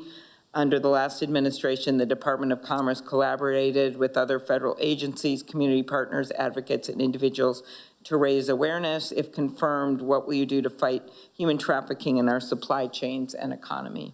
everything I possibly can. Okay, thank you. I said one last thing. National Weather Service, part of NOAA. Will you work to maintain the National Weather Service? Very key in my state. I will. I think we can deliver the product more efficiently and less expensively, dramatically less expensively, but the outcome of delivering those services should not be changed. Okay, thank you. Thank you, Mr. Chairman. We're going fast now because I think we have a vote.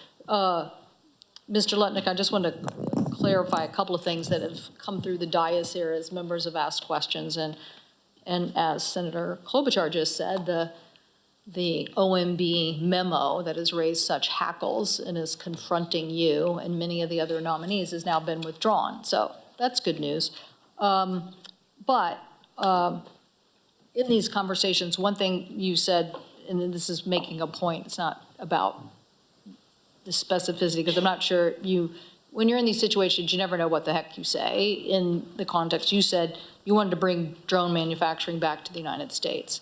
Now, in this particular case, the state of Washington has had a lot of startups in the drone area, and they've grown into bigger companies, and they've been acquired by Boeing. And so it's a really great example of exactly what we're trying to do. It's a really great example of your quote, unleash American ingenuity, which I wholeheartedly agree with. So when you come to this probably lesser known aspect or lesser understood aspect of chips and science, really it started as the third bill that this committee has passed over decades under the auspices of a moniker, America Competes.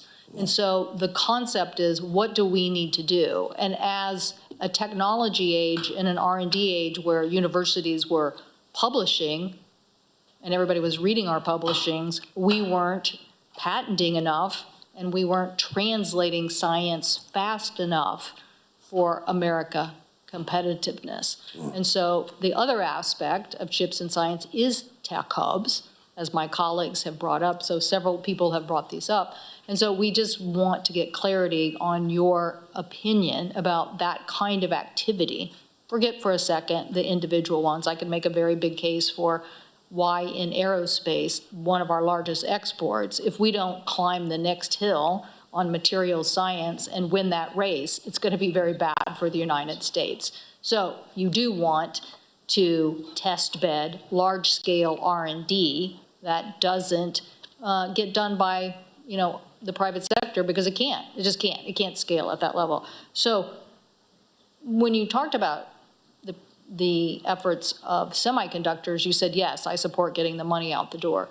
And so now on the tech hubs, we're trying to understand, do you believe in this translational science effort that is about trying to, in fact, I'll never forget Raimondo coming to Seattle, and they said, tell us where you're going and we'll follow. And we looked at each other like, what are they talking about? Tell us where you're going. And the people in Seattle said, it's too expensive to do all the innovation that we need to do in America, in Seattle and Silicon Valley and other places. So the point is, we got to spread it out. We have to go get places to do this kind of work. So I just want to understand, do you believe in that? Do you believe in us funding that kind of R&D test bed scaling of important manufacturing competitiveness issues? I think American ingenuity exists strongly across the country, and we should find it, and we should harness it, and we should unleash it. And that means working in each state and really trying to find the best and the brightest. And I think if the tech hubs can bring that out and they can come together and show the government, the federal government, that they can do it, then I think it's a very worthwhile program. And so you will be an advocate for those things, and you won't try to withhold the funds that have already been allocated? I would not. Okay.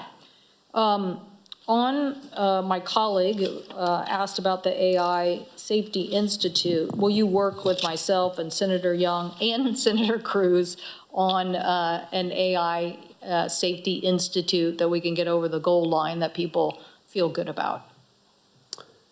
I think we talked about AI standards, which are fundamental, and I'd be delighted to work with your office to try to come up with a model and method for the foundation of American AI standards that drive it out.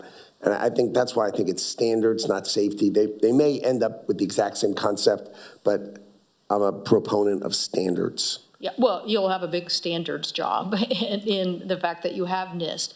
The notion here is that you're trying to get commonality. I certainly agree with Senator Cruz. Like, America shouldn't be pegging its horse to what happens in Europe. In fact, I think a better approach is for us to have that's why I want a privacy law. Like, I don't want to create a bureaucracy. I want a strong, bright line on the books. So in this case, what we need for the industry to grow is for NIST and Commerce to do its job. And so I'm glad that you will work with all of us to do that, because that's critically important. Okay, the hearing was a few minutes old and a headline popped up, Lutnick eager to tap Pentagon spectrum for commercial use. Is that good with you, or do you want to refine that? Do you want to refine that? Was I here? That was it, yeah. That's what I said? Yeah, apparently, yep. Okay. So is that accurate? Is that accurate? I guess let's just say that. Is that accurate? I think what would be the best way to say it would be working closely with the Department of Defense to make sure we protect our national security. If we can find spectrum that we can use to enhance the United States of America, generational spectrum is important. Let's work together. Let's unleash the spectrum if we can. We've got to protect the defense industry, but we can't just sleep through it. We've got to make sure we use that spectrum to the best it can be for America. And I think what happened is that the department in TIA, under the Secretary of Commerce, led a big DoD discussion and tried to get people commonality around dynamic spectrum sharing. And I think it holds a lot of promise, but yes, we all have to cooperate. And then I think there are some, who just say, just turn it all over. And I think our colleagues are split on this. And so I want a resolution. I think, I didn't coin this, but collaboration is the next phase of innovation, okay? It's a TED Talk done by somebody that I respected. And the point is, not this TED, another TED, but you could give your own TED Talk. The TED Talk, the point, and this is years ago. In an information age, you have a lot of information. But if you don't get around a table and agree, you can't get it implemented. And so that is where the United States needs to go. We need to collaborate on what we agree should move forward on the innovation. So I hope that on this point, where so much is at stake with 5 and 6G and deployment, look, manufacturing is growing in my state. And I'm telling you, chips and science is part of it, and we didn't get billions like some other states. But manufacturing, why? Because AI is meeting manufacturing, and in my state, cheap electricity. So we want this renaissance of manufacturing in the United States of America. I disagree with my colleague from Ohio, because we worked on this, and I can tell you that that investment is what is helping us. Chips and science is what is helping us grow the manufacturing base. So anyway, I hope that you will work with us to create that level of collaboration around facts and information so that we can keep moving forward on this. Thank you, Mr. Chairman. Thank you. Senator Markey. Yep, thank you, Mr. Chairman. I want to come back to broadband. In the bipartisan infrastructure law, Congress invested $40 billion to ensure all Americans benefit from the digital revolution. And the vast majority of that money will go towards ensuring that all Americans, inner city and rural, have access to high-speed broadband. But will you faithfully execute the dispensing of that $40 billion, Mr. Lutnick? I've said the goals are right. I will try to get you the benefit of the bargain. Yes, I will do it as efficiently and as effectively as we can. I appreciate it, and I'm going to repeat again. The bargain was one between Democrats and Republicans on this committee. Republicans largely wanted it to go to rural America. We largely wanted to go to urban America. That's a bargain. It's not separable, okay? It's a law. Oh, I agree. Okay, well. I said yes. I'm just going to try to do it efficiently and effectively. We just need it to be faithfully executed, given the OMB designee saying that he wants to protect against Marxism in our country, in the budget. And I know he's dead serious, and we're dead serious about our bargains as well. But, that $40 billion is important to ensure access for everyone, but such access has limited value if Americans don't have the skills or the knowledge to participate in that online world. So fortunately, Congress thought ahead and also provided $3 billion across 3 programs for precisely that type of education for all Americans to take advantage of broadband. Will you faithfully execute and implement those programs, Mr. Lutnick? What you have appropriated efficiently and effectively, I will. Yeah, it's the bargain. It's the bargain between the haves and those who want to get a piece of the action too, but you got to educate. So that's your job to execute that. On the CHIPS Act, over the past several years, the Commerce Department has worked quickly to issue grants under this program. Mr. Lutnick, will you commit to honor the CHIPS grant contracts that have been finalized? I would have to read them and analyze them and understand them to commit to that. Well, if they're finalized, the bargain was here. I was providing the money, and then the bargain was the contract that got signed. Well, how do you know the contract that was signed was the bargain? I don't know that. So I just can't I'm only talking testify about the to what I contracts don't that know. have been finalized. That's the only contracts I'm talking about now. Will you honor them? I can't say that I can honor something I haven't read. I will read it, and I can happily sit with you after I've read it and discuss it with you. Well, again, it's just honoring contracts that have been made, okay? And that's the bargain. And I wish that you could give us more certainty on that because the companies made a variety of commitments in their community impact reports. As you pay out CHIPS Act awards, will you commit to enforcing the commitments that these community impact reports require? Sure. I will, to the extent monies have been dispersed, I will commit to rigorously enforcing the documents that have been signed by those companies to make sure we get the benefit of the bargain. If they've agreed to do things, I will rigorously enforce them. That is the bargain. Again, these commitments were made as part of final grant contracts. So it's unacceptable for then the government to come back and to simply ignore the terms of those agreements because it was a bargain, and they have to get the benefit of that contract, which they signed. And I'm going to be very much looking forward to seeing how you implement that. And I'll let you turn to just one final subject here, artificial intelligence. AI has infiltrated every sector of our economy. We talked about this in my office: housing, healthcare, employment, the criminal justice system, social media. The list goes on and on and on and on. It's going to be our society. And while AI innovation is important, and we do want to use it to potentially find a cure for cancer and other diseases, that would be great. But we also have to make sure that the AI age doesn't supercharge pre-existing bias and discrimination in our society, using super algorithms to look at people in our society and then make it easier to discriminate against them.